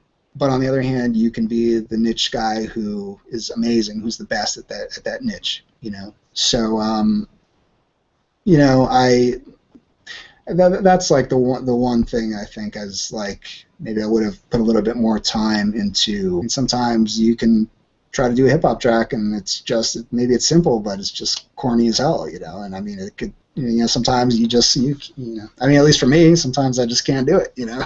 Whereas with an orchestration, I could, you know, I already know what the orchestra is going to sound like, and I can at least write something that works more or less, you know. So, like in an orchestra, you can just have a timpani, you hit it this hard, but in like hip hop, you're worrying about like, do I want my kick drum to hit around 100 hertz, or do I want it at 60 hertz? Do I want it to sound dirty? Do I want it to sound clean? And that's just the kick exactly. drum. I mean, it's just a whole nother focus, you know. That's all it is. It's not like orchestration is so much better or more complex than, you know, a hip hop track or doing a cool, like, you know, a Katy Perry vibe or something. I mean, you know, those guys, I mean, the sounds that they use, they have to be current and they have to be cool. They have to feel fresh. I mean, that in itself is something that's not everybody can do. You know, it's tricky. So definitely with Sonics, I feel like it can be more difficult, you know, doing more contemporary stuff. Sometimes. Each time that I've worked with a composer, it has been hard to get them to grasp hip-hop. It's really been a struggle, which surprised me. I'm thinking, oh, this is going to be cake for this guy or lady, and it's an 8-hour struggle.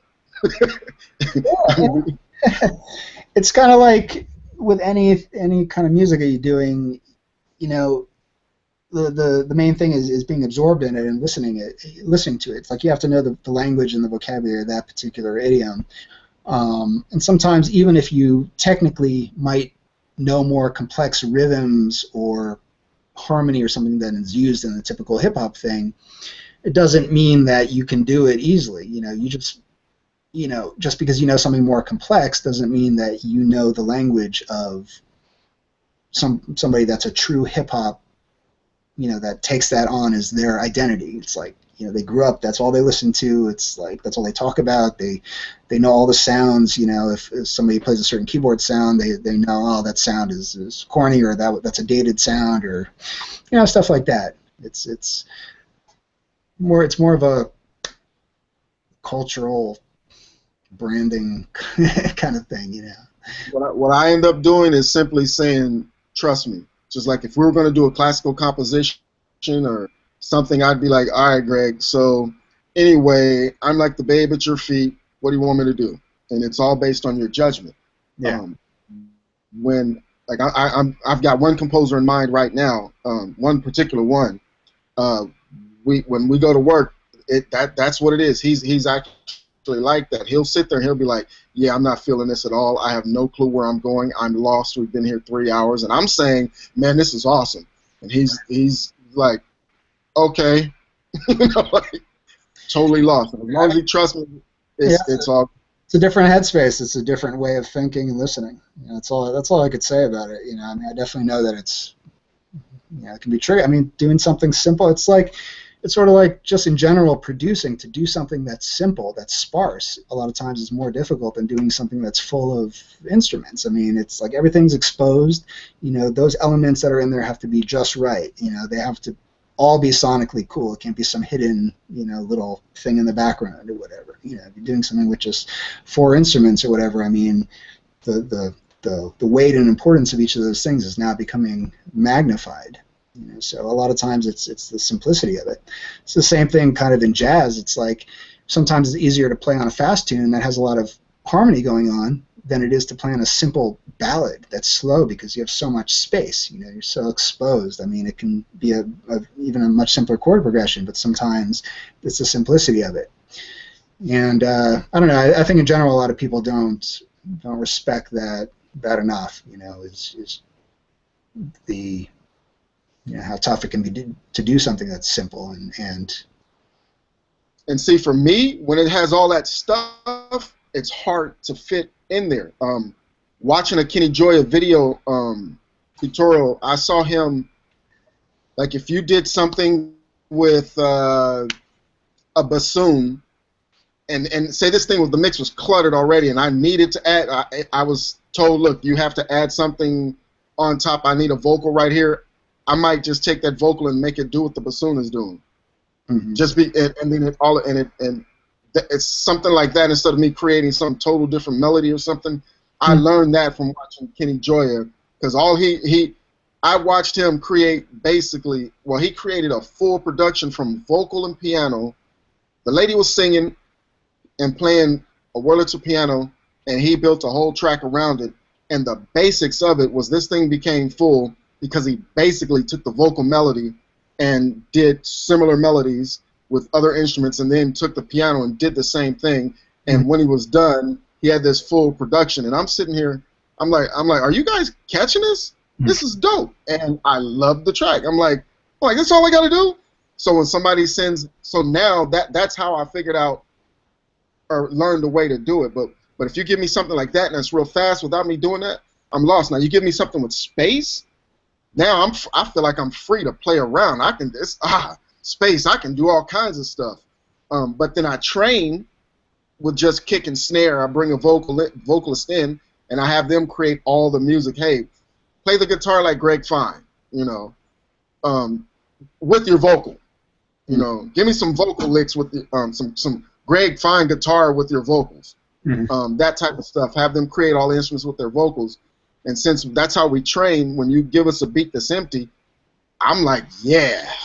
But when, but anyway. Yeah, when you can make it work, that's a great thing when you can make it work and it's stripped down and you have all the space. I mean, that's the best. You know what I mean? Because it's also, also even for just the sake of your mix, it's, there's so much you can do, with the instruments, and you know how it is when you have a million things going on. All of a sudden, everything is squashed, and your overall, your output level. I mean, if you're trying to get something loud, then it's just. Yes. Now, when you first joined Pensado Students, the day you came in, I grinned because I knew who you were. I had already bought your tutorials. There were music theory tutorials. I remember one thing I remembered you covered was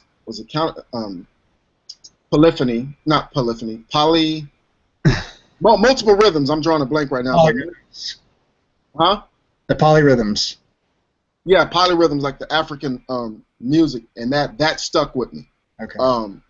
That that video, I really like that video. Speaking of which, I have a question about that stuff, but before I ask that question, talking to Robin Frederick, and I forget the guy's name. I was just watching a video as another composer for television, and now all of you keep saying, stay out of the way of the commercial, the video, or whatever. And it's interesting how significant music can be to where it is to take the front, and then at the same time there's moments where it needs to be in the background, staying out of the way. And I'm picturing dialogue is supposed to be happening where, say, you and I are having dialogue in a movie, and what we're about to say is really important, and in the background everyone's favorite hit comes on, low volume, and they tune out of us and tune into that hit, even though it's low volume. Oh, that's my jam, and just for that moment they miss what we're saying, which is critical for something that's about to come on. That's what runs through my head. Right. That just happened on Rosewood for me. A Kelly Rowland song came on, and I'm sitting there trying to figure out. I'm like, I know this song, and I missed the whole scene, so I ended up having to rewind it. But yeah, that's ridiculous. Yeah. Yeah. I hear you. Yeah. No, I mean, so that's tricky sometimes, because sometimes what you do is too interesting. It's too maybe it's too busy, or it's too interesting, it's too colorful or something, and it's just it takes away. I mean, ultimately you're serving a bigger thing. I mean, music is it's serving the selling of the product, which sounds bad, unfortunately, but that's the gig, So, and that's actually one of the things I find really tricky, is because not only are you doing the music part, but I mean you're partly a composer, you're partly like a film scorer, but then you're also kind of have to know how to sell the product in a way, and that adds a whole nother dimension to it that can really mess you up. You know what I mean? So, Oh, I'm sorry. Go ahead. Well, I was just going to say, because sometimes, I mean, that brings in a whole layer of things that you might take into consideration. I mean, one of the big things would be like maybe the sonic palette that you use.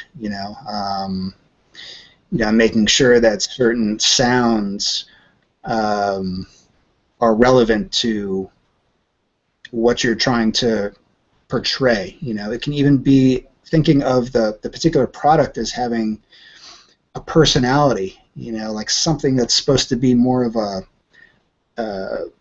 have a feel of sunshine to it in a way. If your sonic palette is going more towards dark pianos, even though maybe your chords are in the right direction, sometimes that would take away from what they're trying to express, about the product. If their product was a person and had a personality, so it could be tricky.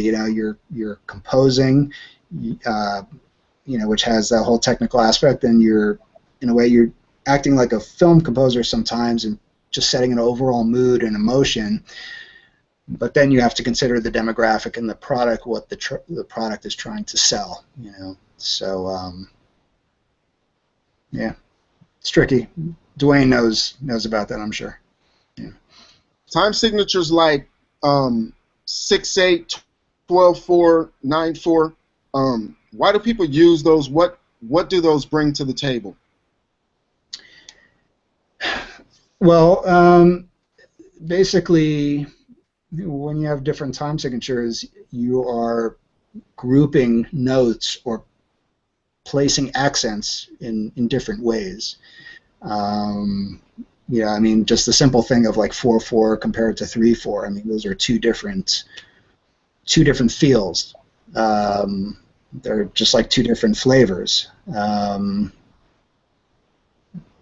mean, if you're talking about something where you have like a compound time signature where it would be, let's say maybe it's 6/8 instead of 3/4, there's a notation aspect to it where you would write something in a particular time signature because of the way that you want the notes to group within that bar. So in 6/8 you might have kind of groupings of 3 with accent on the beginning of each of those groupings of 3. Whereas in like 3/4 you might have feelings of strings of 2/8 notes, like da da da da da da instead of da da da da da da. It's that kind of thing. I mean, in notation, you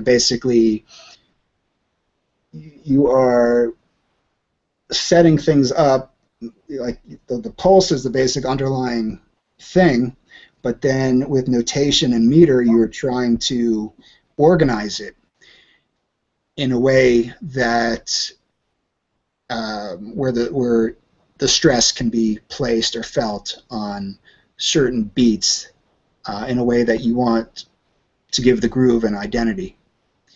I hope that makes sense. Yes. Yeah. Polyrhythms. What do you find useful as far as polyrhythms, like emotionally or creatively? What are you doing? What do you do with polyrhythms? I mean, in the day-to-day kind of working stuff that I do, I don't necessarily think so much technically in terms of polyrhythms, although you could certainly use them as a compositional device, especially if you were doing something like a repetitive, like Philip Glass type of thing, like a minimalist kind of piece where you wanted to set up one feel, let's say in your right hand, and then in your left hand to make a contrasting feel.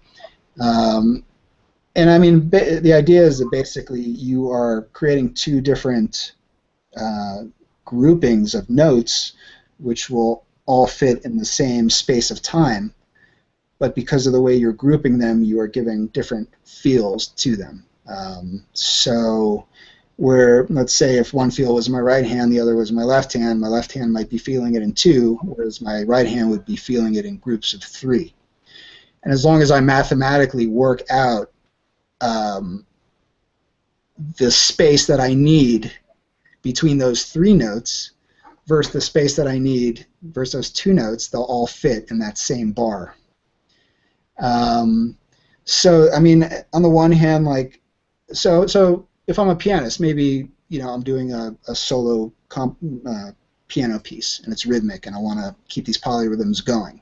You know, I mean, on the one hand, the listener can hear these polyrhythms as just this beautiful, complex rhythm, this pulsating rhythm that's going on, you know, or they can, you know, if they kind of take more of an active listening role, they can actually just listen to one part and put their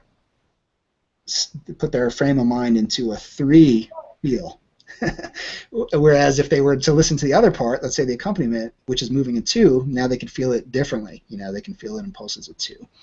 So it's kind of like you are overlapping different groupings of notes. You know, and it's usually like a grouping of three over a grouping of two, you know, or vice versa.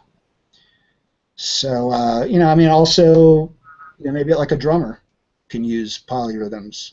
You might be playing, you know, like a certain duple pattern on the ride cymbal and, you know, two, but then on the snare drum, you are feeling that in three, you know, or do something on your hi-hat. So you're keeping this basic, the basic meter is still going by at the same rate, but you have these two contrasting and overlapping rhythmic feels going on. I've always liked hearing. He has their mic open. Oh well. I've always liked listening to songs multiple times and hearing new stuff or hearing it in new ways. Mm-hmm. And that was on your video when you spoke about that. It made me realize when I went back and started listening, and I realized that was part of the reason why on some songs, when I would listen, I would get different experiences. Like you said, the hi-hats, or if they're doing a duple, and say there's a vocal that's doing playing off the twos, doing that same type of pattern, and I'm listening this time through to that's captivating me. And the next time through, something else is captivating me. That's where I'm getting the different. And then when they actually come together as one whole thing, that's a different sound. Your video actually made it to where I caught that. Yeah, I mean, in a way, it's sort of can be like an optical illusion, a similar kind of thing. Whereas I can hear both of these rhythms going on as a whole, but then if I actually intentionally just focus on that one, all of a sudden that puts me into like a different group, note grouping, than when I was listening to the thing as a whole. Now I'm just hearing that 3, 1, 2, 3, you know, and then the other one I'm hearing 1, 2, 1, 2, 1, 2, or whatever, you know. So it's like an optical illusion where you can, if you choose to, you can actually flip, you know, back and forth, you know. So this is one of those ideas that it's like if you know about this, kind of like the concept of it, you can create compositions based on this. Just take that idea, you know, of a polyrhythm, a contrasting note grouping versus another one, and then, you know, try to build a composition on that. You know, so sometimes it's like these theoretical ideas can also be an inspiration in the same way that finding a cool sample or a cool sound can be. You know, it's just like you're bringing in just a different dimension of where you're getting your inspiration from. Exactly. Now, how are you composing for, say, something for an artist like a singer versus, what's the difference composing that to composing for a commercial? Or is it the same for you? I mean, doing the commercial stuff is way more scoring, generally. I mean, sometimes you will have a commercial which it's a track. They want a cool track, and in that sense, it's similar to working with an artist or just making it like if you're an artist, you're a band, and you're making a track. It's a groove and it's a vibe, you know. And I mean, it's pretty consistent throughout. Maybe it's in 4/4. It's just got a backbeat. It's a rock track, and it's cool. Well, a lot of, you know, most cases though, you're really scoring more, where you with your music you're supporting what's going on within that 30 seconds, and that can be pretty intense.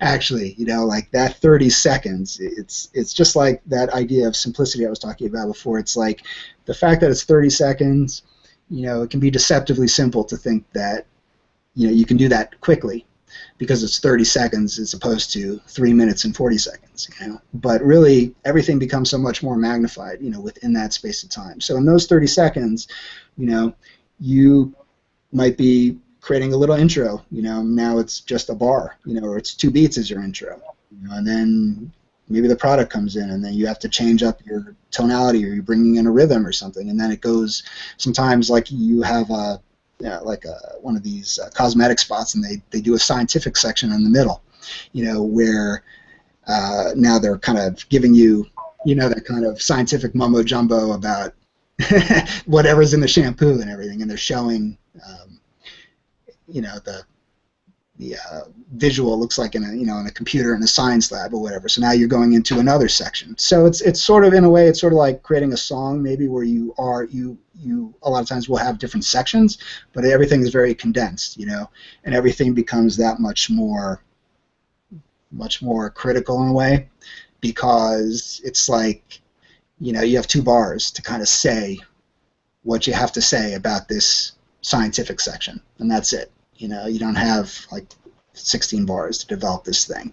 It's like the sounds that you use in those 2 bars, I mean, they got to be the right sounds, you know, they got to be right on. And sometimes that's a lot of the revisions you'll get, is people going back and forth about, you know, the sound, it's too tinkly, it's too harsh, it's too, I mean, just that alone can be a whole headache, you know, or a whole back and forth process. So, you know, I would say sometimes doing commercials, it's similar. It could be similar to writing a song with an artist, but sometimes it's a lot more scoring, and you have to be able to manipulate bars and beats, and sometimes drop out a beat here and there in awkward ways sometimes to make it fit. You know, to make it like hit with a certain picture. Sometimes you gotta just drop that 4th beat and make that a 3/4 bar, and make something a 2/4 bar, or, you know, something like that. So it can get intense with the scoring. I mean, it's kind of like you're really getting in there, doing a lot of detailed work. You know? This is not always like with every spot. I mean, there's all sorts of spots. Sometimes you are just, you know, you're just creating a consistent track, and they don't want it to get in the way of the spot. Other spots, they require a lot more working with the picture and the scoring, and hitting things and accentuating things that are happening in the visual. You know, I mean, so that's one thing you can do if you could actually just, you know, look at television commercials and see what they're doing, you know, and see sometimes they're doing that and sometimes they're not, you know, and see how are they editing these tracks to kind of work in the different sections that they're going into, you know, commercials. So how much are you getting with singers? I'm sorry? How much are you getting to singers? How much am I getting to? You cut out. Was something with singers? How much are you getting to create with singers? Oh, singers, sometimes, not as much as it used to be.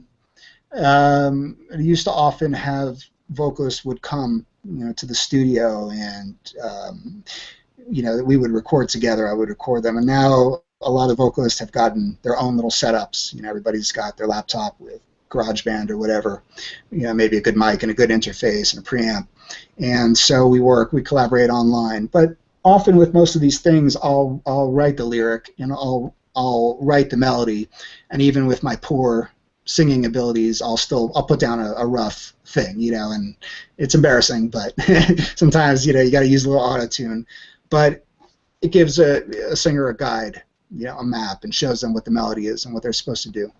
You never play the melody for them on the guitar and tell them that's your vocal melody? Sometimes. It depends how we're working, though. You know, if you know, if I need to just send them, sometimes I'll just send them all the information in email, and I want to just send them an MP3 with the track with my voice on it, because if it has a lyric, I want to show them how emphasizing certain words, or how my articulation on certain words. Sometimes there's certain ways I want things said that are not as evident if I'm playing them on a guitar. Okay, with them not being there with you, how is that beneficial or hurting? What's the... Well, you know, it's always enjoyable to work with musicians in your studio. I mean, just as far as doing the process and getting something out of it, and, you know, that you miss out on a lot of that. But, you know, oftentimes, well, I'll ask a vocalist to give me, to just throw down a rough. You know, they'll hear my melody and just, you know, kind of learn it, and without a lot of you know, work, to just do a rough take of it. You know, don't worry about all your intonation, all your timing has to be perfect. Just basically give it to me so I can hear how your voice sounds on this track, what kind of energy and what kind of attitude you are putting into the track. You know, sometimes it needs more excitement, it needs more grit in what they're doing. You know, so I like for them to do that. You know, they can, if they know the thing, hopefully they can do that in 5 or 10 minutes and just send it back to me, and then from there I can say, okay, I like that, but your phrasing on this one particular phrase, we need that to go up, and we need a little bit more character on this thing, a little bit more happiness or a smile on a certain word, and then they'll go back and they'll actually put down what they think is like a really good take. And so sometimes it's a few rounds of going back and forth. But a lot of these spots, you know, we're working with vocalists who are they really know, you know, what they're doing. I mean, a good vocalist, you want them to also have some production, kind of like a mentality of production as well. You know, so they can kind of run with your general thing. And like vocalists who do a lot of stuff like this that are really good will also give you a little bit of feedback and say, well, how about if I do this line this way? You know, I think it should go this way. And you know, I like that. As long as we're in the same kind of ballpark about their character, then I like when they can also put a little bit of their own personal approach on it as well, as far as their articulation or their inflection, you know, like little things that they would do naturally with their voice. But yeah, I find that's the trickiest thing, is kind of getting that voice, because especially with television spots, it's all about the character. You know, I mean, we used to do a lot of Old Navy stuff, and it was a lot of vocals on there. And sometimes we would call in 20 singers, would come down to our studio, one after the other. You know, one would come in, the client would be there, and then the next one would come in, the next one, until they found that one voice that expressed the charisma and the emotion for this, you know, spot. So it can be intense, you know, but that's the main focus, is like the character of your voice, is to sound genuine for what the track is doing.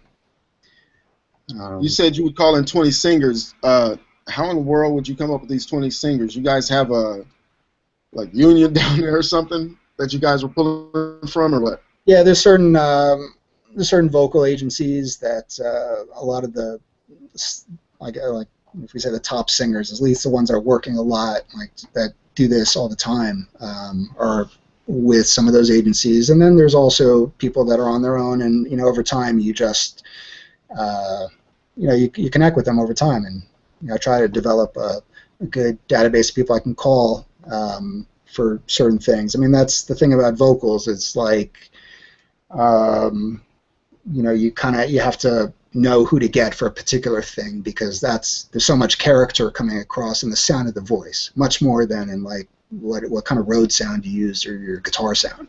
You know, if you have a voice that's delivering a lyric for a spot and it's up front, that character is ultra important, you know. So to know a good you know, a good group of singers, and to know who to call for a particular kind of thing, you know, is a good thing to have, you know. Okay. Nick, you had a question for him, and then Gavin. Yeah, I have a quick question. It might sound like a stupid one, but like I'll try. Phrase it in a way. So what I was trying to say is that when you're doing your composition, how do you know when it's finished? What's the indication that you know when it's finished? Like, because if you can go on and on and on writing new parts and writing new things, and the temptation is there just to keep on going and going and going. But how do you know when you feel like, okay, that's enough, I can move on to the next? Specifically, compositionally, you're talking about? Yeah. I mean, well, I mean, first of all, like when you're working on a spot, you know, I mean, it's the first thing that I'll do is sort of map it out and give it a structure. So I will determine sort of a tempo, or general tempo where I want to be at, and then figure out like how many bars is this piece going to be. And 30-second spots usually be like 16 bars, you know, something like that. You know, often something like that. So I mean, at that point, I'll kind of maybe structure it and say, okay, I know that the first bar is just going to be a pickup, an intro, and then, you know, visually and with the story, it goes into this, you know, part. So I need to have sort of something like a verse of 4 bars, and then I need to have a drop for 2 bars, and then come back in with something very big and intense. So I kind of map it out in that way, and then at that point, it's sort of a matter of filling it in a little bit. The main thing is to I mean, so you have that structure thing, but overall you want to get something going, an idea, a groove, you know, a chord progression. And then from there you kind of mold it into your structure and your timing that you've laid out, you know. So, I mean, I know when it's done when I feel like there's a structure that fills in all the requirements of what needs to happen in those different moments, something that's serving as an intro, something that's serving as a verse, and it's also something that I feel like is something that I can build upon. It's got to be something that has something in it that's interesting to me, you know, something. It just, maybe it's the rhythm or a certain motif or something that I can kind of, you know, latch onto and build. You know, and with all those structures, I want to make sure that harmonically that it's making sense with what the spot is trying to do. And sometimes that's a matter of not really doing anything harmonically. You know, maybe it's just a riff. You know, it doesn't have to do a lot of chords. But sometimes, you know, you might be doing a riff and feel like, well, you know, something needs to happen in this spot. It's not, nothing's building, you know, it's getting boring. I mean, after like the first half, I didn't feel any kind of lift or whatever. So I'll go into that, just focus on that second half. I got my groove and my riff, and now I need to develop it in a certain way. Am I going to change the keys? Am I going to do it with production? Am I going to introduce some chords moving in a different place? Yeah. So, you know, I kind of work it like that, and then once I have that compositional structure in place, and I can go and start coloring it with different instruments and stuff. But, you know, even at that point, sometimes you'll go back and you'll rework things. You know, once you start putting in things, you'll start seeing that, you know, my initial idea about going to those chords, you know, in that part, like, that was too much. I overthought that, you know, like, it's way too intellectual and brainy. Like, it doesn't need to do all that. So sometimes you do go back and forth, you know, and it's just about finding that balance of something that works. You know, it's often between doing something that's simple and something that's complex, something that's busy, something that's more sparse. You're trying to balance all those things just to find the right flavor of what that particular spot needs. Okay. Every spot needs something different. Okay. Well, the way that I seem to do things is that I would write out the whole drums. And whilst I'm doing the drums, I would be mapping out the sections, and then I would be doing the melodic work. That's the way I seem to get on with it. Have you ever done it that way, or have you found any problems doing things that way? Yeah, I mean, for sure. I would say that overall, I find that you start with the drum. A lot of cases that I feel that locks me in a way that I don't want to get locked in.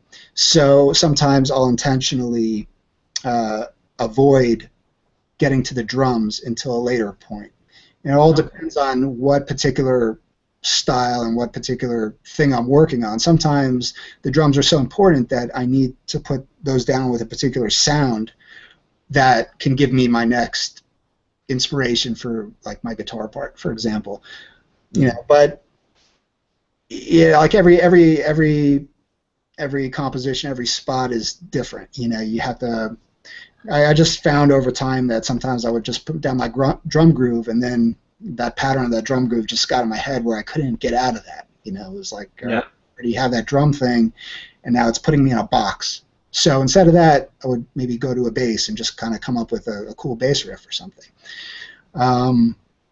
Because sometimes I know, I mean, I feel at least like drums, as far as sometimes the drums aren't the hardest part of it.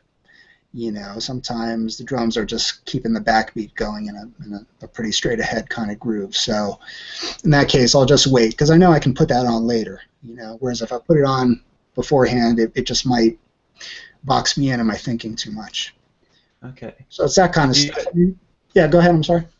Do you ever have? I'm having like this little thing at the moment. Do you ever have moments when you're recording and you just can't get down that idea, but you can do it slowly, but when you get to the recording stage, it's just like I can't do it. And do you ever like get frustrated sometimes when you've got ideas that you're trying to put down, but you can't actually get it down to take? Oh yeah, for sure. Yeah, for sure. You know, sometimes. Slow down your click, you know, your track. So ultimately it's supposed to be 140, slow down to 100 and play it in, you know, slowly. I mean, if you need to do that. Yeah. Sometimes when you're on a time crunch, you got to do it like that. You know, even if you have to do that with audio, I don't end up doing that a lot. I mean, my first you know, goal is to just try to play it, you know, at the tempo, whatever. But if I really have to, if it's tricky, then even an audio track, like a live guitar track, maybe I'll do it slower. It happens sometimes with percussion because I will play percussion on my tracks, like tambourine and shaker and stuff like that, but I'm not like a percussionist. Like I wouldn't, you know, go out on a gig and be the percussionist. So sometimes if it's too fast, I'm trying to do a, you know, consistent shaker part, I'll just slow it down and then I'll have to, you know, I'll flex time it in Logic and then speed it up like that. So, okay. I just feel like, I don't know why, but I feel like there's a reservation because I feel like that's cheating, if you see what I mean. Yeah, well...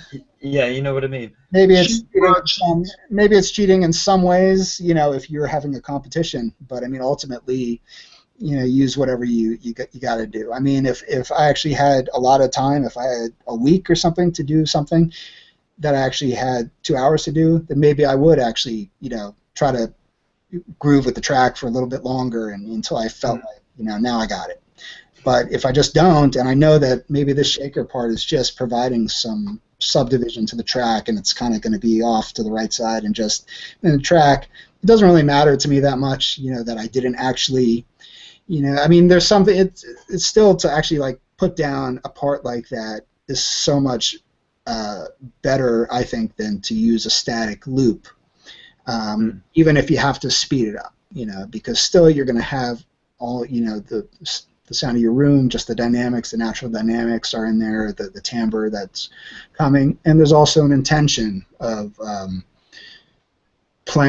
actually playing something to a track instead of just pulling in an Apple loop of a shaker, you know. Of course. Sometimes that works, but there's something about actually the intention of actually playing to the track, even though it might be the same exact eighth note pattern that you've done a million times or heard on a million songs. Something about playing to the song and playing to the melody and the music that I think makes it gel together in an easier way. Because I'm finding that when I'm coming to record this part, I don't know if I could play it now, but like it's like a metal thing. I'm just trying to get this down, so I'm just like what was it? Oh, it's drop D.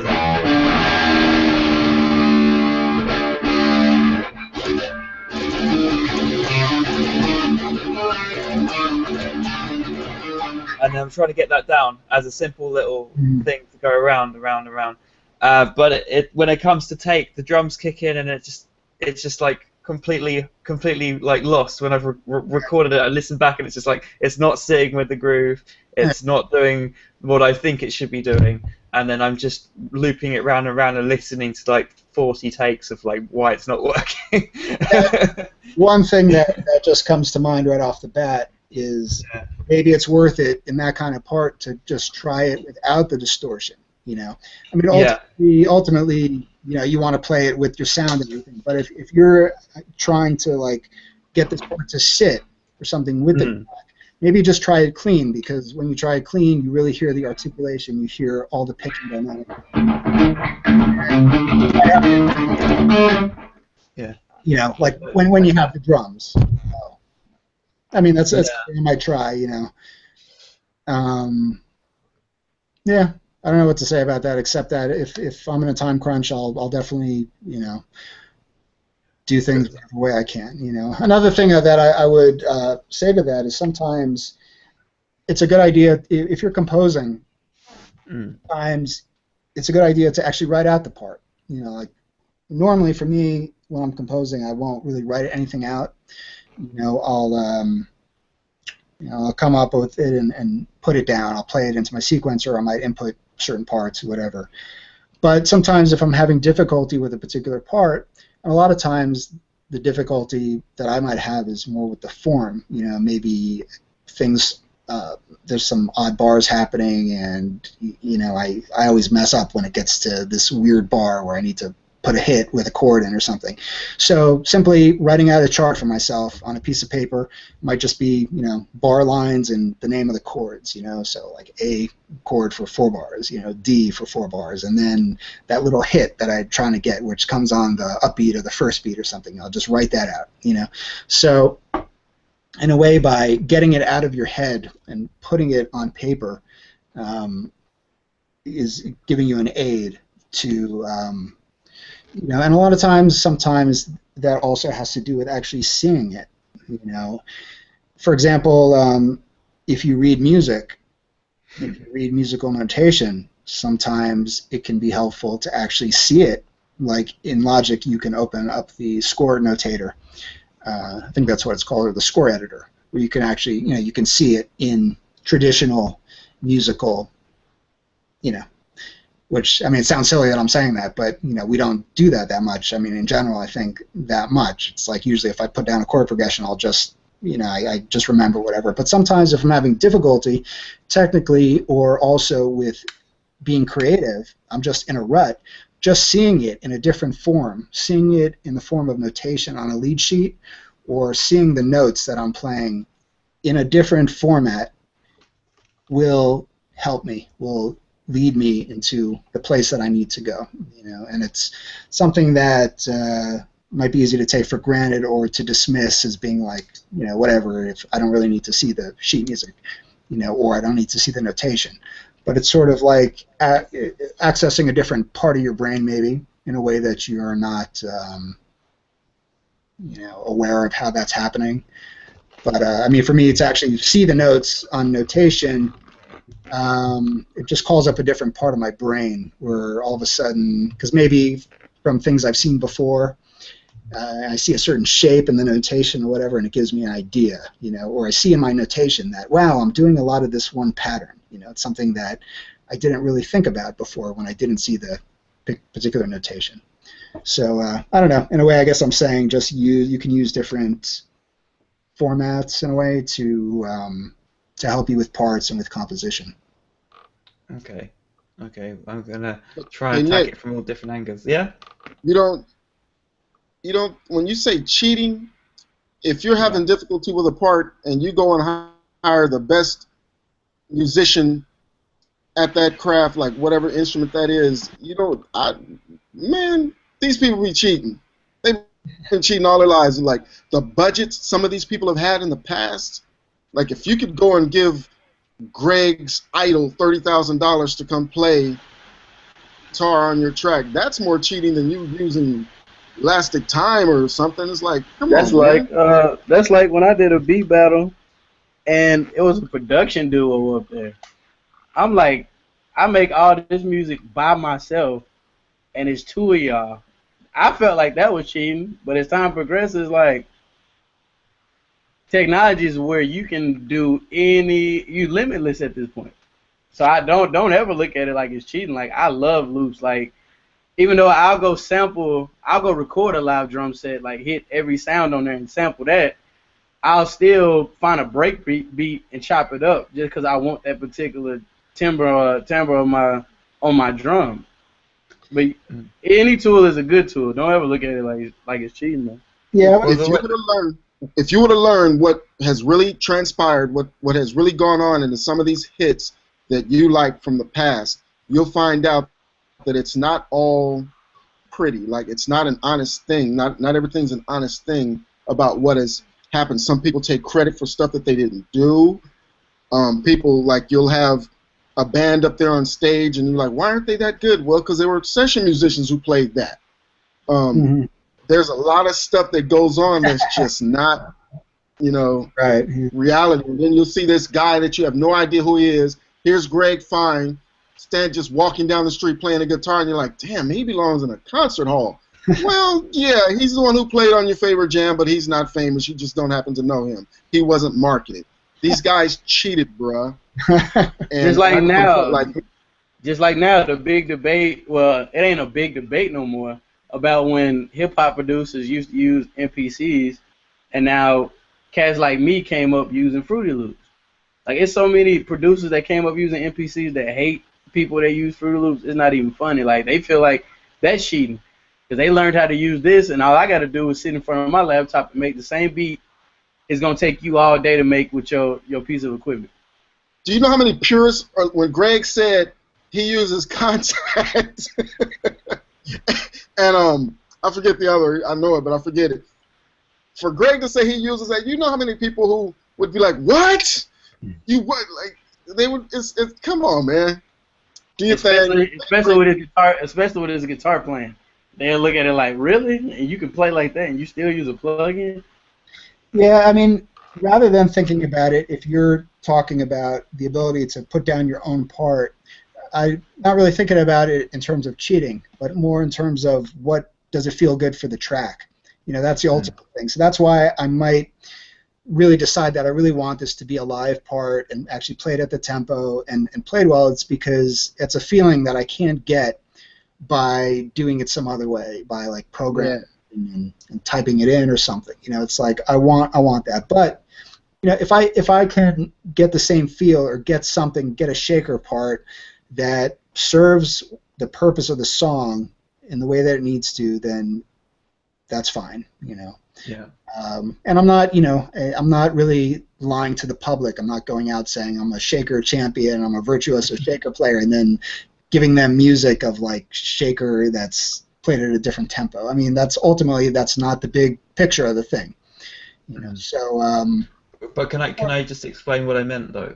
Yeah. It's like because of this is going to be on my YouTube channel and it's going to be representative of my ability. Yeah. Okay.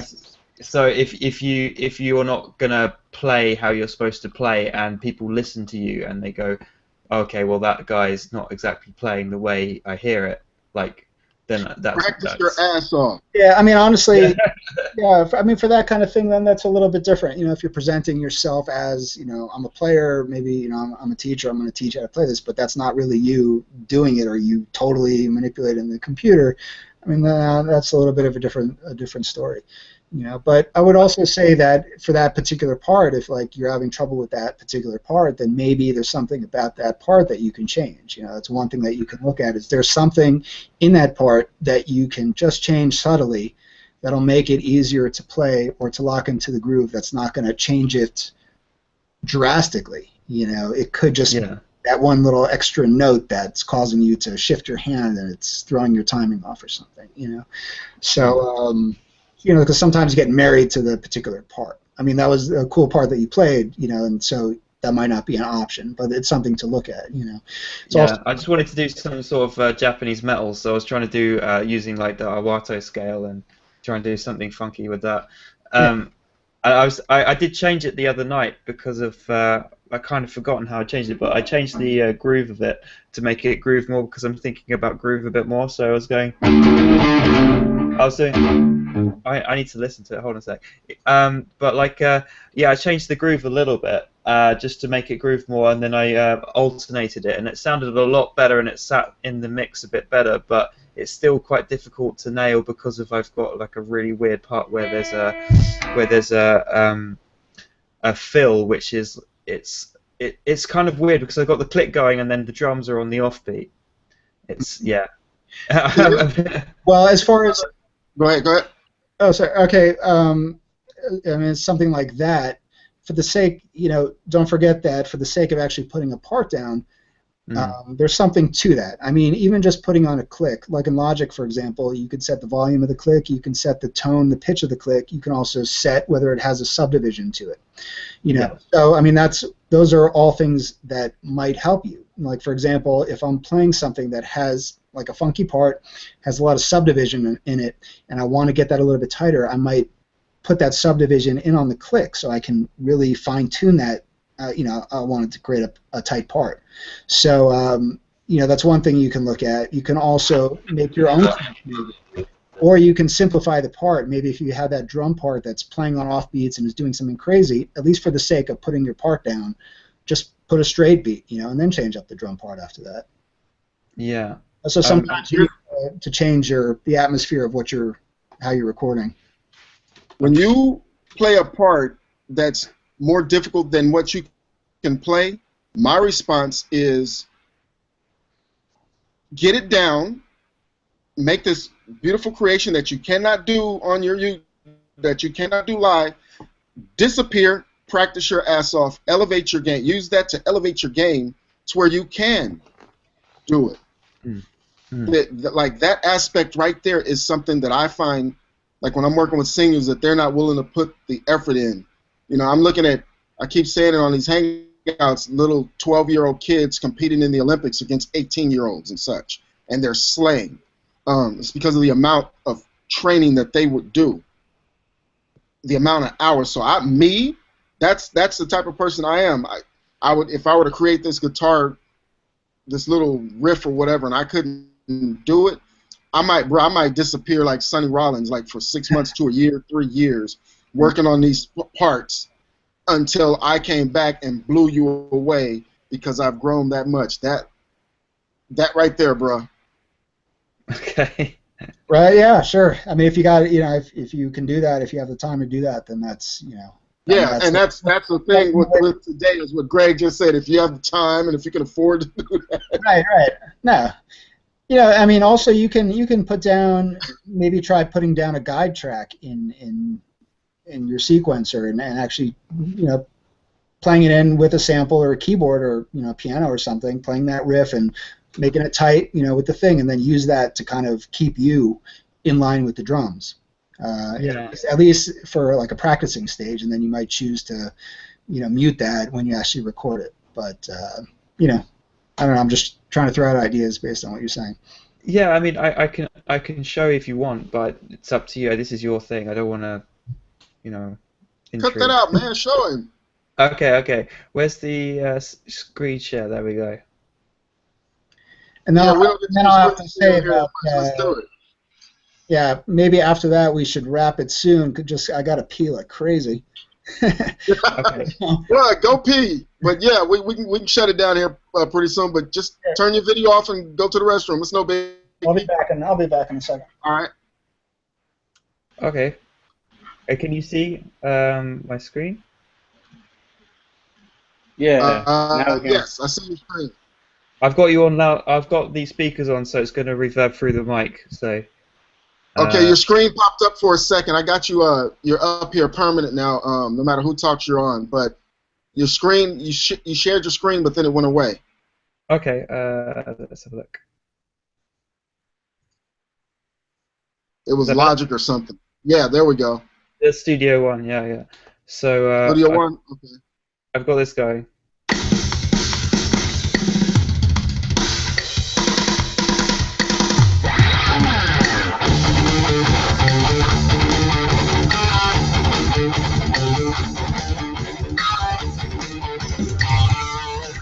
Yeah, that bit yeah, just trying to get that down and make it groove more and sit tighter, but it's quite difficult. And you were playing to a click, huh? Yeah. Yep. So, And was those drums programmed? yeah. See, that's cheating. Now I'm just playing. When it comes to my guitar, I don't want to represent myself as a guitarist. I don't want to like come off as cheating. Oh no, I feel you. I mean, sometimes if I can't get, I'll use MIDI to come up with something. As crazy as it sounds, I'm talking about as far as a bass line or something. Mm. I mess around with my MIDI keyboard, and then I'll record that, and then I'll listen to it a few times, and then I'll just come back behind it with a real bass. Okay. Yeah, Should I The screen is still shared right now too. Yeah. Should I show it to Greg just quickly? Because I don't know Greg if you're went away. back yet. Yeah, he's back. You sure, Greg? Your video is muted. Yeah, you gotta you gotta turn your video back on. What, my video? Yeah, you're still on. Nick, you're still on screen share, and it's a gray screen. Okay. Hold on. What makes you think Greg is back? I see him in the video. He's back. He's just muted. Yeah. He's back. Okay. Here, maybe I need to Yeah, I got a question for him. Oh yeah, I have to do it. Sorry about that, Greg. I got to do it. Hold on. Yeah, he's Monster Gatekeeper. There we go. Okay, now unmute yourself, Greg. Fine. How about now? Yeah. Yeah, there you go. Cool. New features on this. They've updated again. It's new features, but okay. You wanted to show him again, Nick, or what? You wanted to show it again, or what? Yeah. If you Okay. if you want to see, yeah, that's fine. Yep. Go ahead. I'm trying to screen share this.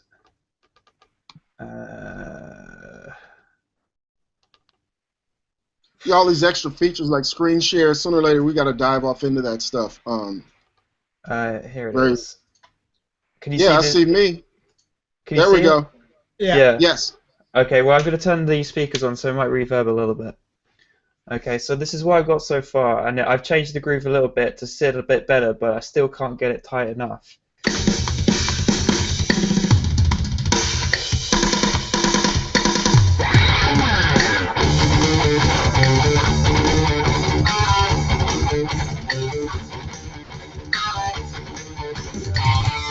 Yeah, but that's what I'm trying to get down.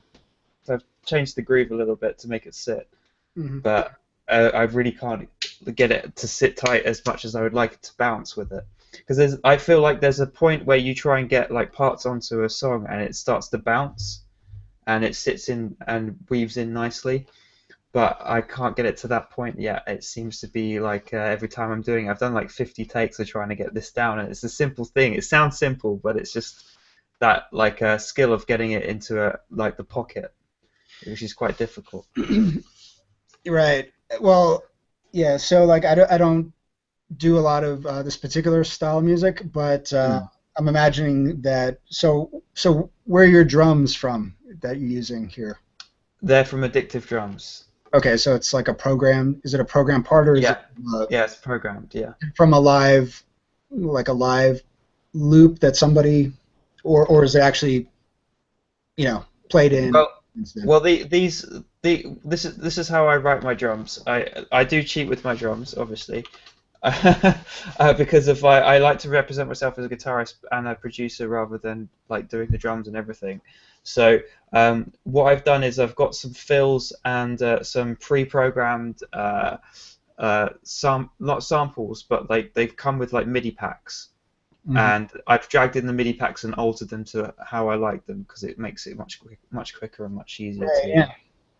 So I was just wondering how locked to the grid the drums are, because I mean sometimes also you're like a human being actually playing to something that's rigidly programmed and quantized. So in a way, you might, what you think is cheating, you might actually be trying to do something that's not really like realistic in a way.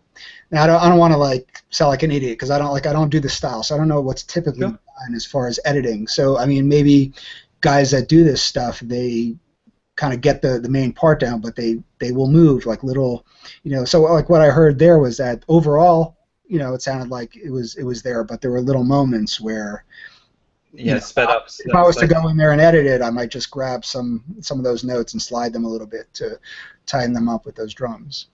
Yeah. But yeah, I mean, I don't know what's typically done in this style, but yeah, neither do I. I wonder if like, like by changing, by eliminating some of the things that are going on in the drums just for the sake of playing over that drum groove would help you to actually play the part organically and make it sit tighter in the way that you want to, because there's a lot of movement and action and subdivision going on in the drums. So maybe you, just for the sake of recording, you can mute a lot of the extra stuff and just kind of keep the main tempo and the backbeat of the drums going and put your part down. Okay, so sort of like do a guide track with a simplified drum pattern, and then let it happen. I mean, it's just an idea I'm coming up with. It's like somebody that does this particular thing every day might think that I'm talking a bunch of nonsense, because like maybe that's not what's done in this genre. I can imagine that there's probably maybe a certain way that a lot of people will do these particular kind of tracks. I just want to do a disclaimer as well, is that I don't normally mess with this genre either. I'm just doing something experimental. That's cool. Yeah. I mean, it's something I would try. I'm just thinking of ideas of things I would try if I was trying to do this. Okay. Yeah, because certainly like playing against a very busy and complicated drum part, which is a cool drum part. I mean, it's cool for the style, but it also might be complicating your effort to put down your guitar part tightly. So I mean, maybe that's worth giving a try. Are you saying because it's so on grid that it's like it doesn't feel natural to push it to that grid? Well, either it's on grid, or maybe there's just so much going on that it's distracting you and preventing you from putting your part against it in a tight way. I mean, something to try. Just maybe muting.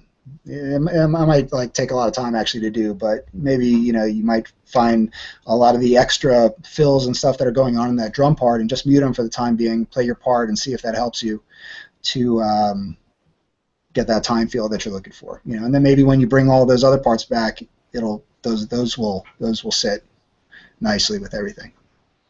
Yeah, I mean, I've also got the drums with taiko drums underneath it, so I've got a lot going on. Yeah. Yeah. Maybe mute that stuff. I mean, I do that a lot. If I'm trying to get a part down, I'll just see what elements I want to play to. Sometimes it'll be the whole track. Sometimes it'll just be the drums, or sometimes it'll just be half of the track. Certain color things are going on and extra stuff that just might be distracting me from doing what I need to do for that particular part. That's pretty cool. So you would just like lock into other parts so that you can which part you want to center the groove around. Yeah. Yeah, this is kind of reminding me of when you're playing with a live group, it's something that I've noticed is that when you know your parts so well, you've kind of memorized it, and it's basically your fingers are now doing it rather than having to think about it. Now you have the opportunity to listen more to the other musicians, and by putting the attention on what the drummer is doing, for example, rather than what you're doing, it helps to lock in. Is what I've found. So for example, if I'm trying to play on a funk groove, and it's just one chord. I mean, that's simple enough. I don't really need to think about that. I'm not going to different chords. It's just that one chord. But now I need to focus on that feel. So instead of really focusing on my guitar, I'm almost becoming like the drummer, or I'm becoming the hi-hat, or whatever part is providing that subdivision. The subdivision is the part that gives the groove or the personality to the particular song or the feel. The way that he's playing the hi-hat, is it straight, or is it more shuffled, or is it more swung, or how deep is it swung, that kind of thing. Once I can kind of dance with that and become, you know, I try to become that musician or that hi-hat. It's like I focus on that. I don't really focus as much on my own part, if that makes sense. So maybe in laying down this part, you simplify the drum part, and you get a simple groove and can get attuned to what those drums are doing. You know, focusing your attention and your listening, and then you play your part. You know, I mean, also, I mean, these are just psychological things that I used. I found that, you know, I feel like when I'm using that kind of listening, that I enjoy the results more. Like when I record something and I listen back, I feel like, okay, that seems like it's sitting in the track, you know? It seems like it's grooving. It might be the bass player that I'm locking up with somehow. Or maybe there's something that's playing a motif that's a really important part of the tune, like a keyboard part or a synth part. You know, it's playing repetitive rhythm, and my part really needs to lock with that. So while I'm playing, I already know my part. I'm listening to that. I'm becoming part, and you can do that, you know, with your attention. You know, give it a try. I've noticed that like when you're playing with a really good musician, the whole band gravitates to that musician and focuses around his groove. Yeah. And if you've got a strong sense of timing, everyone goes around that person. Right. Yeah.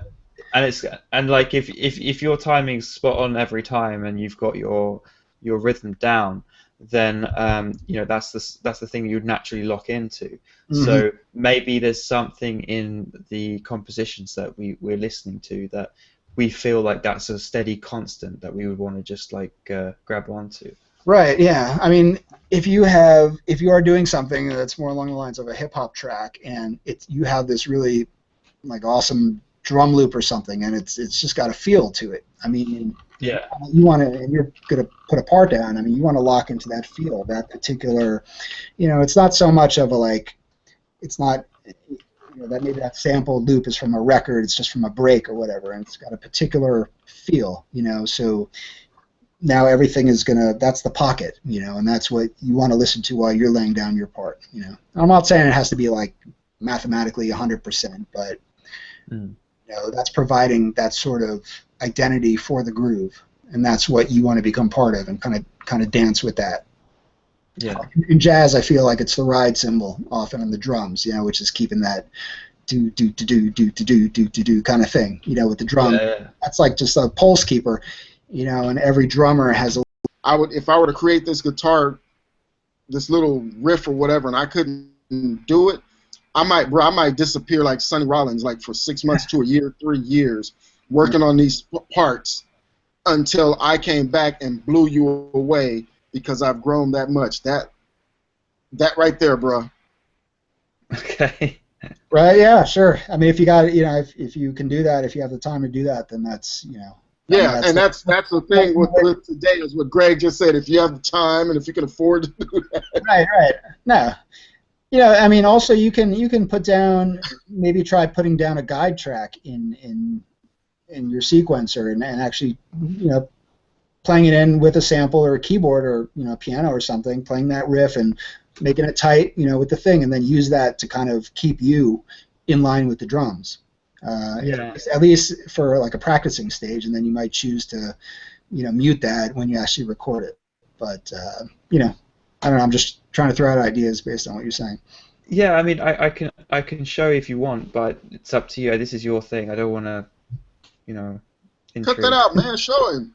Okay. Where's the screen share? There we go.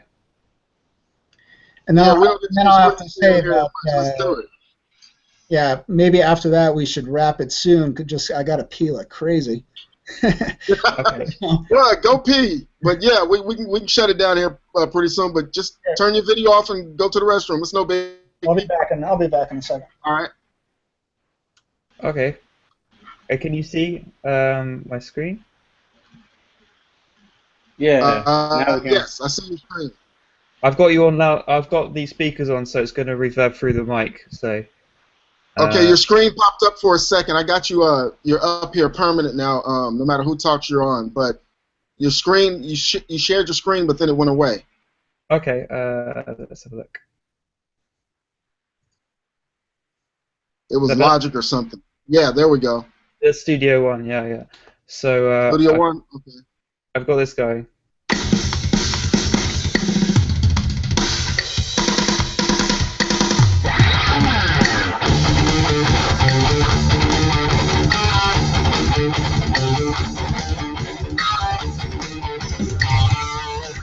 Yeah, I've got that bit. Yeah, just trying to get that down and make it groove more and sit tighter, but it's quite difficult. And you were playing to a click, huh? Yeah. Yep. So, And was those drums programmed? yeah.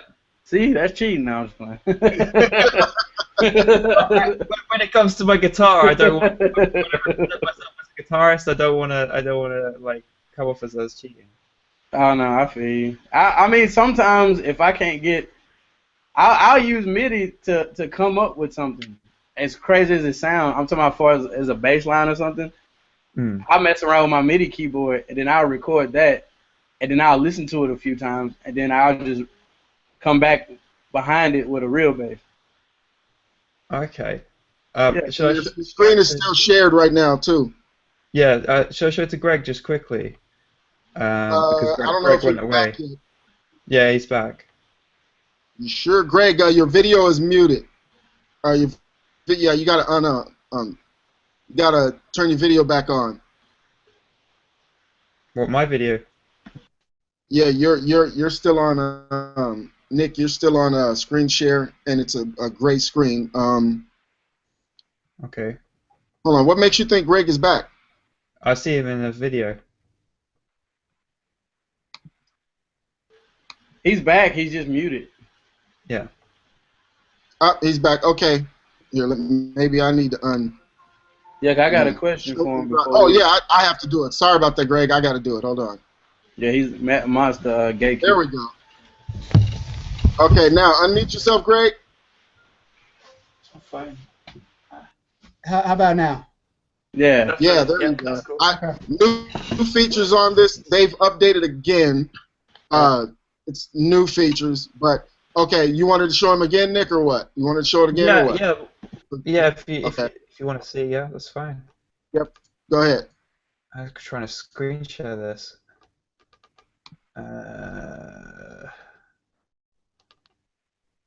Yeah, all these extra features like screen share. Sooner or later, we got to dive off into that stuff. Here it is. Can you see? Yeah, I see me. Can you there see we it? go. Yeah. Yes. Okay, well, I'm going to turn the speakers on, so it might reverb a little bit. Okay, so this is what I've got so far, and I've changed the groove a little bit to sit a bit better, but I still can't get it tight enough.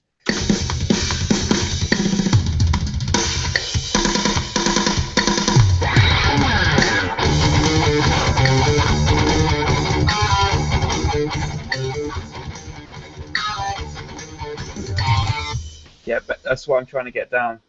So I've changed the groove a little bit to make it sit, but I really can't get it to sit tight as much as I would like it to bounce with it. Because I feel like there's a point where you try and get like parts onto a song and it starts to bounce, and it sits in and weaves in nicely. But I can't get it to that point yet. It seems to be like every time I'm doing it, I've done like 50 takes of trying to get this down, and it's a simple thing. It sounds simple, but it's just that like skill of getting it into like the pocket, which is quite difficult. Right. Well, yeah. So like I don't do a lot of this particular style of music, but I'm imagining that. So where are your drums from that you're using here? They're from Addictive Drums. Okay, so it's like a program. Is it a program part, or is it? Yeah, it's programmed. Yeah. From a live loop that somebody, or is it actually, played in? Well, this is how I write my drums. I do cheat with my drums, obviously, because I like to represent myself as a guitarist and a producer rather than like doing the drums and everything.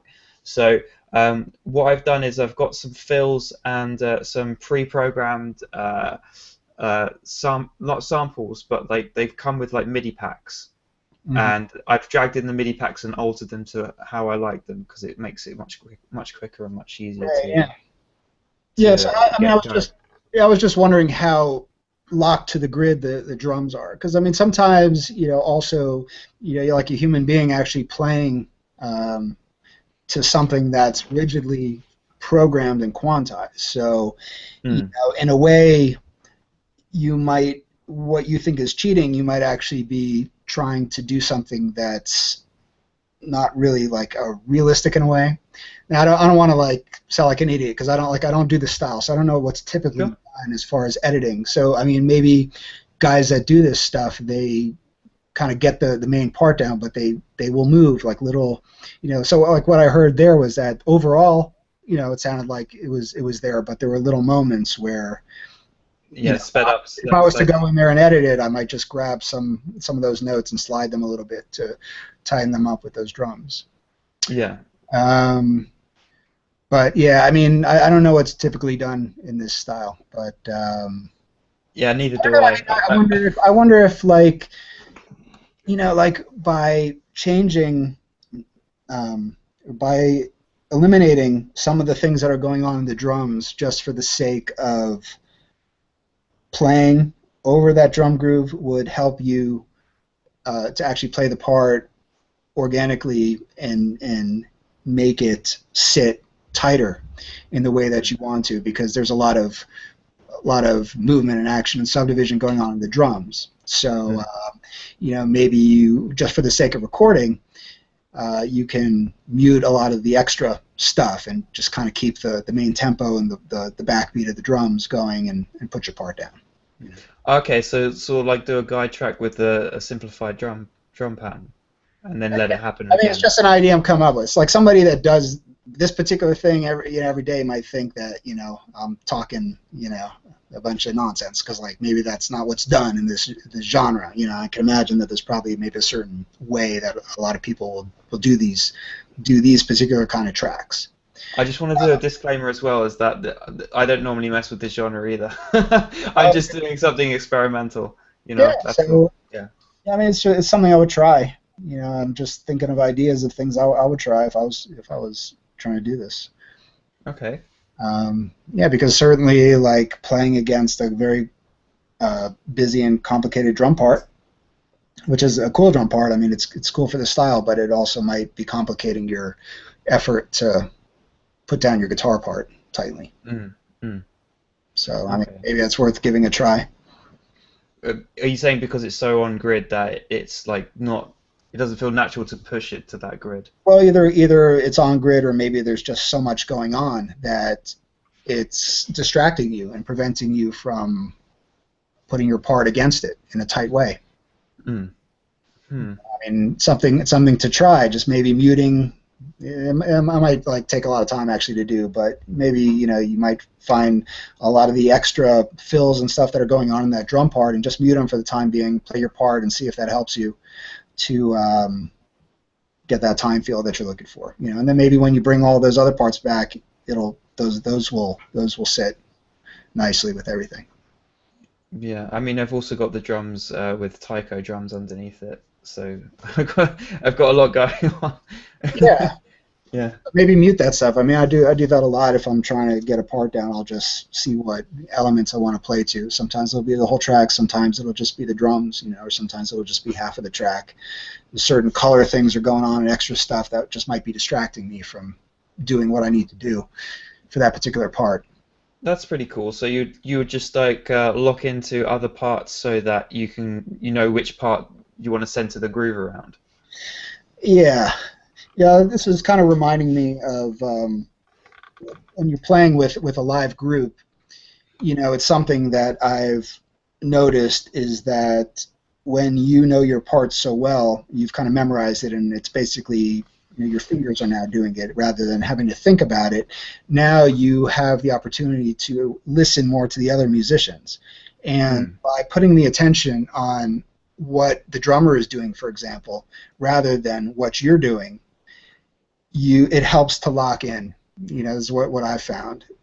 So for example, if I'm trying to play on a funk groove, and it's just one chord, I mean, that's simple enough. I don't really need to think about that. I'm not going to different chords. It's just that one chord, but now I need to focus on that feel So instead of really focusing on my guitar, I'm almost becoming like the drummer, or I'm becoming the hi-hat, or whatever part is providing that subdivision.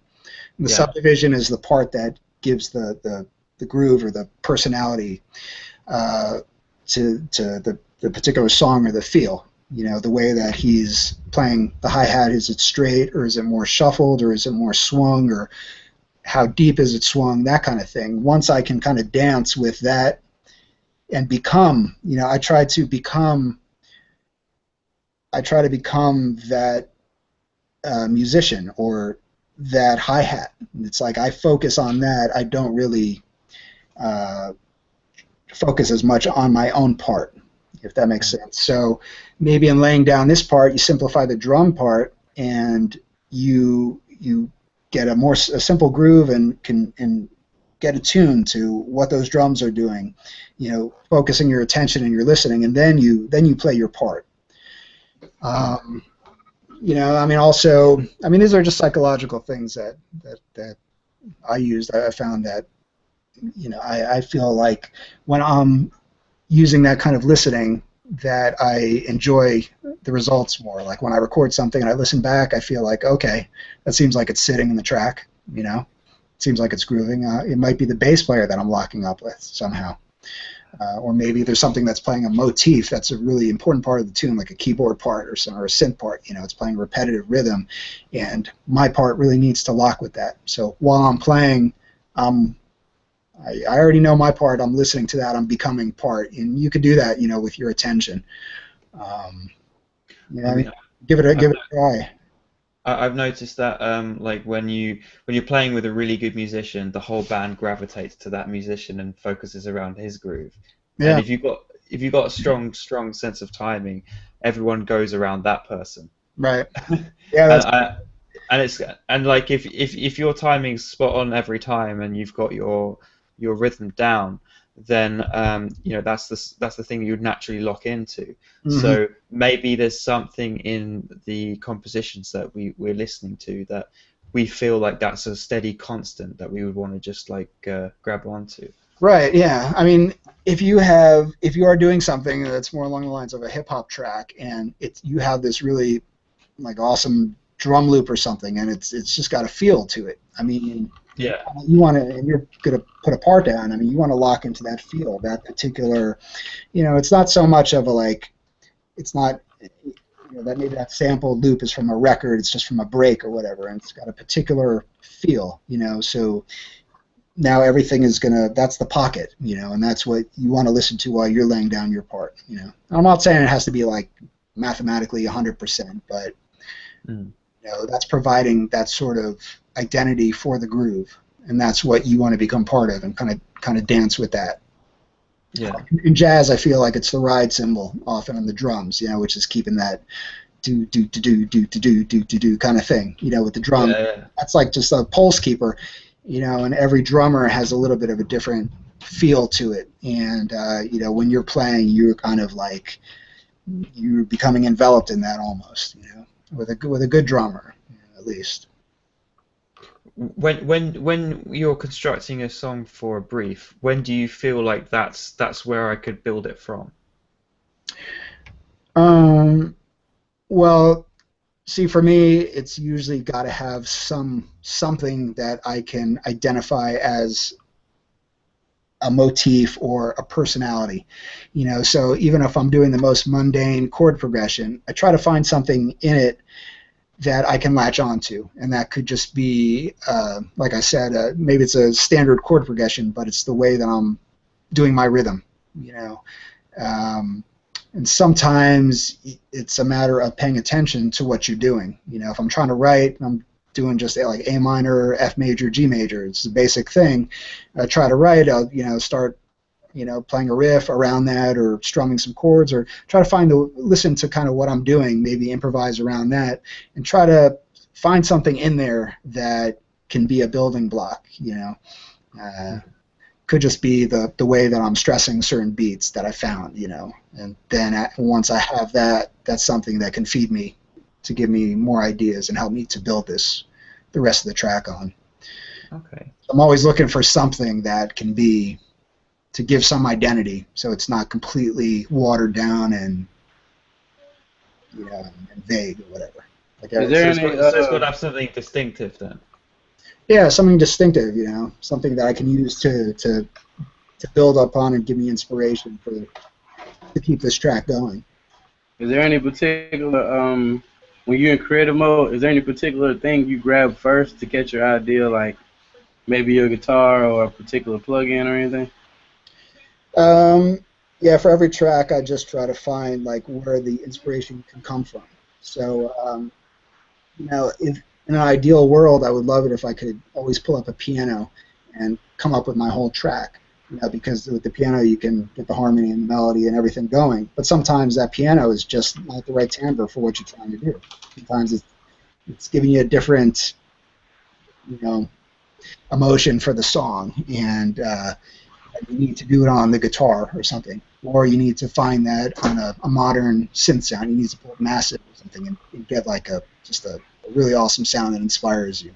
Is it important to keep updating your sounds or have a big, broad, as a composer, like a broad sound library? Because I've been watching a lot of composing on like YouTube, and a lot of people will pull up their main thing would be like their contact library, and they got so many different orchestral contact instruments. Mm-hmm. And I was trying to see, like, are you big into like collecting, like, cause I'm big on collecting drums. I've been collecting drum samples for like, man, 5 years. I'm up to like 300 gigs of just one shots, loops, you name it. But yeah, it's like never enough, You can have like 1,000, thousands of drum hits, and you're always looking for the more, like what's the cool and the cool loops, But yeah, I mean, I have tons of sounds that I've been building a whole collection of sounds. It's important to kind of have quick access to those sounds. So if you need to work fast and you're just trying to compose and get a basic production together, you at least have some stuff that you can start with.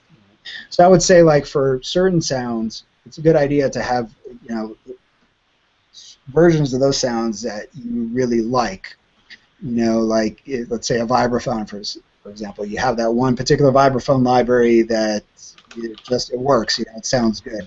And if you have more time, you might later on go and experiment and try to find other ones, or maybe vibraphones that have effects on them and are manipulated in different ways.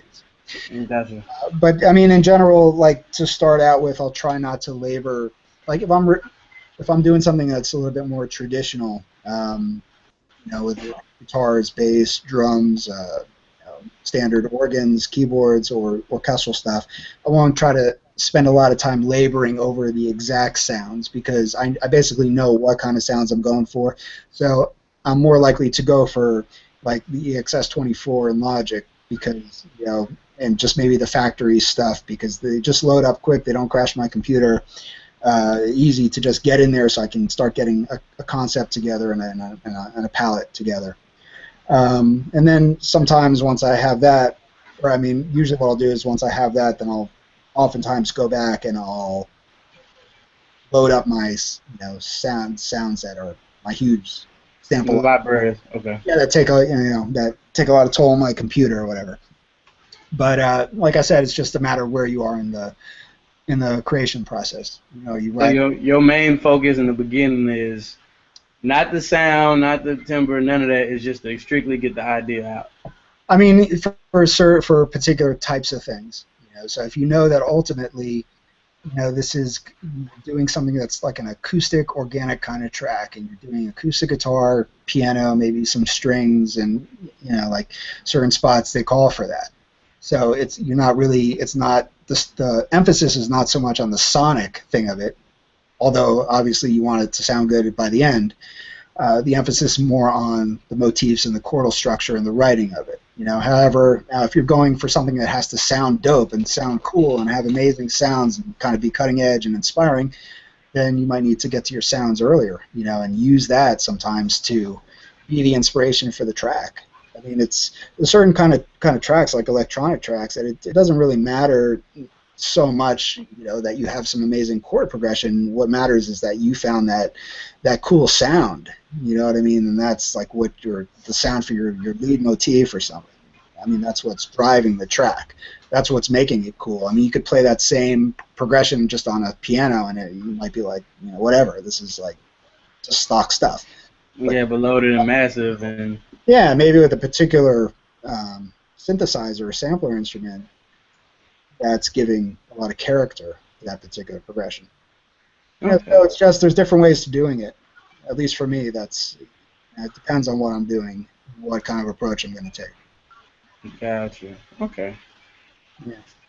But, yeah, but that definitely is a tricky thing, you know, because you know sometimes you have to figure out if it's more of a writing thing or it's more of a sonic thing. Sometimes you know it takes time. You're just trying to draw the inspiration. Like where's the inspiration coming from? Where's the you know, it gets harder like the more tracks you do, especially if you're writing again in that genre. You know, it's like I've done this progression a million times, and I use that sound a million times, even if maybe somebody else hasn't heard it for yourself. In order to get through the process and to do it in a way that you feel is substantial and you know feels good to you, you're trying to do something a little bit new. You know, something a little bit different.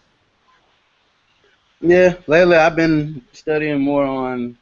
I think it was on Mac Pro Video realism, MIDI realism. Yeah. Like that and synthesis, because like I said, as far as hip hop go, like people are trying to veer away from using samples, and I've been meeting a lot of producers, well, composers really, that producers are bring in. They're like hip hop composers to bring in to recreate certain samples, and they use just strictly plugins. But when you listen to it, it sounds like they really played these records. So that's what I just been studying. So that's why I figured. Since you're a composer, I'm pretty sure you have a very serious library of sounds. Yeah, I just constantly try to collect sounds. I mean, I buy sounds and stuff, and you know, make sounds, manipulate sounds, and bounce them, and just you know, the main thing is to kind of have sort of a system, you know, and you can do that kind of in your off time. Is in Logic you can save.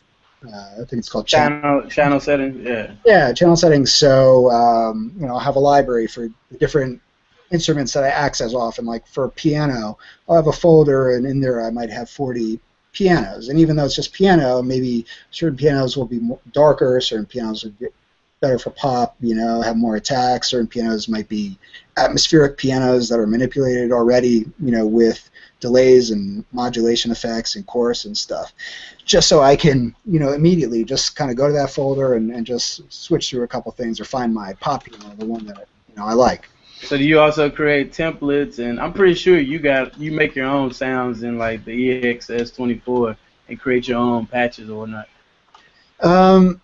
Yeah, sometimes. I mean, I think that the main thing is to at least be able to tailor your sounds and to manipulate them. You should really look at things as simple as like the amplitude envelope of a particular sound, you know, because sometimes in order to get a sound to work in the mix, you know, you just need to change the attack. You know, maybe if it's not working in tempo with your track, maybe you need to shorten that attack, or maybe you need to shorten the release if you're trying to change chords and your tempo is too fast. I mean, when somebody programs a pad sound like that, you know, they're not necessarily programming it for your particular track and your situation. So it gives you the idea of what it is. Then you need to manipulate it. So if you know something like massive, for example, you should know, you know, where you go to immediately to get access to that envelope. I mean, it's good to kind of know how the synth's set up. So maybe there's just an oscillator in there that you like most of the sound, but there's something in a higher octave, and you could turn off one of the oscillators, the third oscillator, and now your sound can work in your track, you know. Or maybe you can go into the effects in massive and take off that big giant reverb because you want that sound, but you want it drier. So it's you know, like there's nothing wrong with using presets sometimes or stock sounds, but oh, I hate it.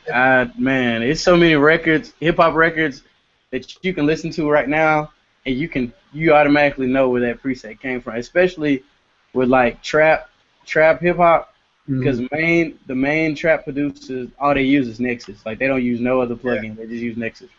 So, right, yeah. So, I mean, certain sounds might be too overused. But, yeah, overall is kind of having access to how to manipulate your sounds just a little bit, you know, with your synth or in your sampler to kind of make them usable in your track. Like a lot of these synth sounds in all these plugins, they're amazing just by themselves, but then to go in your track, like, man, this is just a big mess. So by knowing simple ways to maybe simplify that sound or just bring it in line with your track, you can get a lot of more usability out of all those things, I think. Okay. So probably I should split soon. I'm gonna have to go get my daughter actually. Ooh. I'm about to eat. I'm detoxing and it's kicking my ass. All right, bro. Thank you. Next time you come on, I'm gonna ask you about. I don't know her. It's Kaissa.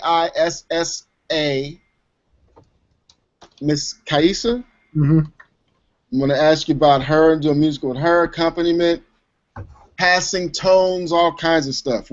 I have all kinds of questions over here.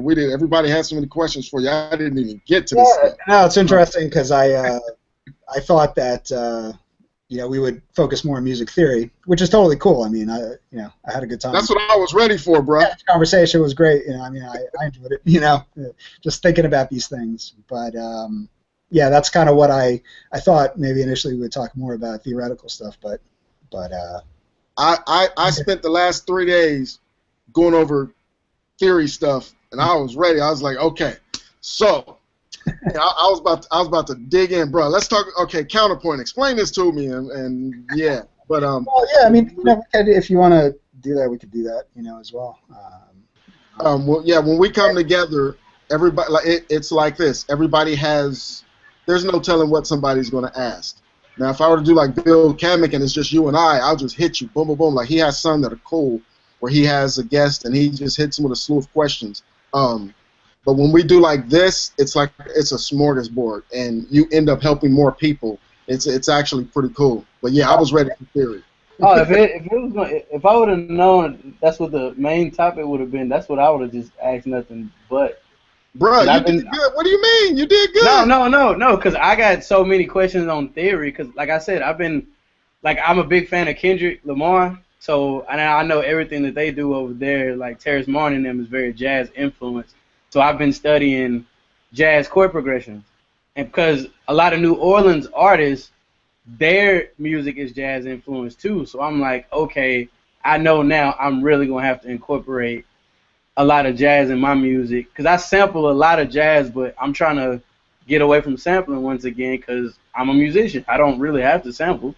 I just need to know the rules and regulations of this particular thing, and once I know the rules, then I'm gonna just break them. So, yeah, if I would have known it was gonna be that topic, so next time. Practice. You know how serious jazz musicians are, man. Oh no, I know it ain't no. This ain't no thing I can learn overnight. I mean, you better practice your butt off. Gregg got to go get his daughter, but you better practice your butt off talking about jazz. Oh yeah, that's the real deal. So yeah. Yeah, so I mean, if you want to, you know, we could do another day if you want to get more into like theory, technical chords, you know, whatever. I mean, you know, absolutely chords and stuff like that. And plus, my son is 2 months, so when he get about 3 years old, I'm gonna start him off on a piano. But next year, I'm trying to buy a Fender Rhodes because I always wanted one. So I'm gonna start him off in jazz. Yeah, it's a good thing. All right, Gregg, you have been a gracious guest. We've hit you with all kinds of stuff. I think he just froze up. But I'm going to go and say I appreciate you, man. I love your videos. I've watched a bunch of your music theory ones, and I just recommended some of your videos to somebody like 2 days ago. Oh, thanks. Yeah, man. Yeah, I mean, thanks for, you know, for Mod for asking me to, you know, do one of these, and you know, it's fun and enlightening just thinking about these things, and you know. Yeah, because I'm working on my YouTube channel because I've been teaching a lot of people production. I've even helped a few people actually get some major placements just off me teaching them and their progression. So I'm like, I might as well start a YouTube channel on teaching hip hop production because compared to like Mac Pro Video, Groove 3, and Linda, nobody's teaching hip hop production in that type of format. Yeah, I think that's a great idea. You know, it's probably something that a lot of people will want. I could see that. You know? Yeah. So I'm definitely gonna look into that. Like I said, I really do appreciate you, and I'm looking forward to the music theory one, because I'm finna start taking piano lessons, but I don't know. Like I don't even know where I was gonna go with that. But yeah, I'm finna start taking piano lessons, and I'm really, my main focus was jazz chords more than anything else. Yeah, awesome. Yeah, I mean, getting into the jazz stuff is great. Even for pop stuff, it kind of puts a new, well, it opens up a lot of understanding a lot of pop stuff. Maybe not so much EDM pop, but going back to the Beatles and Beach Boys and all that stuff that has a lot of the jazz influence as far as those type of chords, are incorporated into a lot of that music. So, Steely Dan and stuff like that, Stevie Wonder maybe. Oh yeah, definitely. So, anyway, thanks again for. All right. Any last words before we check out anybody? Other than Greg, thank you very much. Oh yeah, you cut out for a second, man. We had a whole conversation. Yeah, I don't know. Yeah. Technical difficulties. Yeah. But so any last words, anybody? Because Greg has to go get his daughter. Oh no, We've been on here for over 3 hours. Man. No, that's it. I'll see y'all guys later. Okay, Greg. Yes, I would love to do another one of these with you. I'm gonna go over this several times. But yeah, there's so much more. And I already know that each guest, like I already knew when I know there's depth to you where we could go on. There's certain stuff you can just host one all by yourself and talk, and just go over theory and whatever. But bruh, I appreciate you. Thank you very much. Yeah, thank you for setting it up and even asking me to do it. I appreciate it. So gladly. All right, everybody. See you later. All right. Peace out.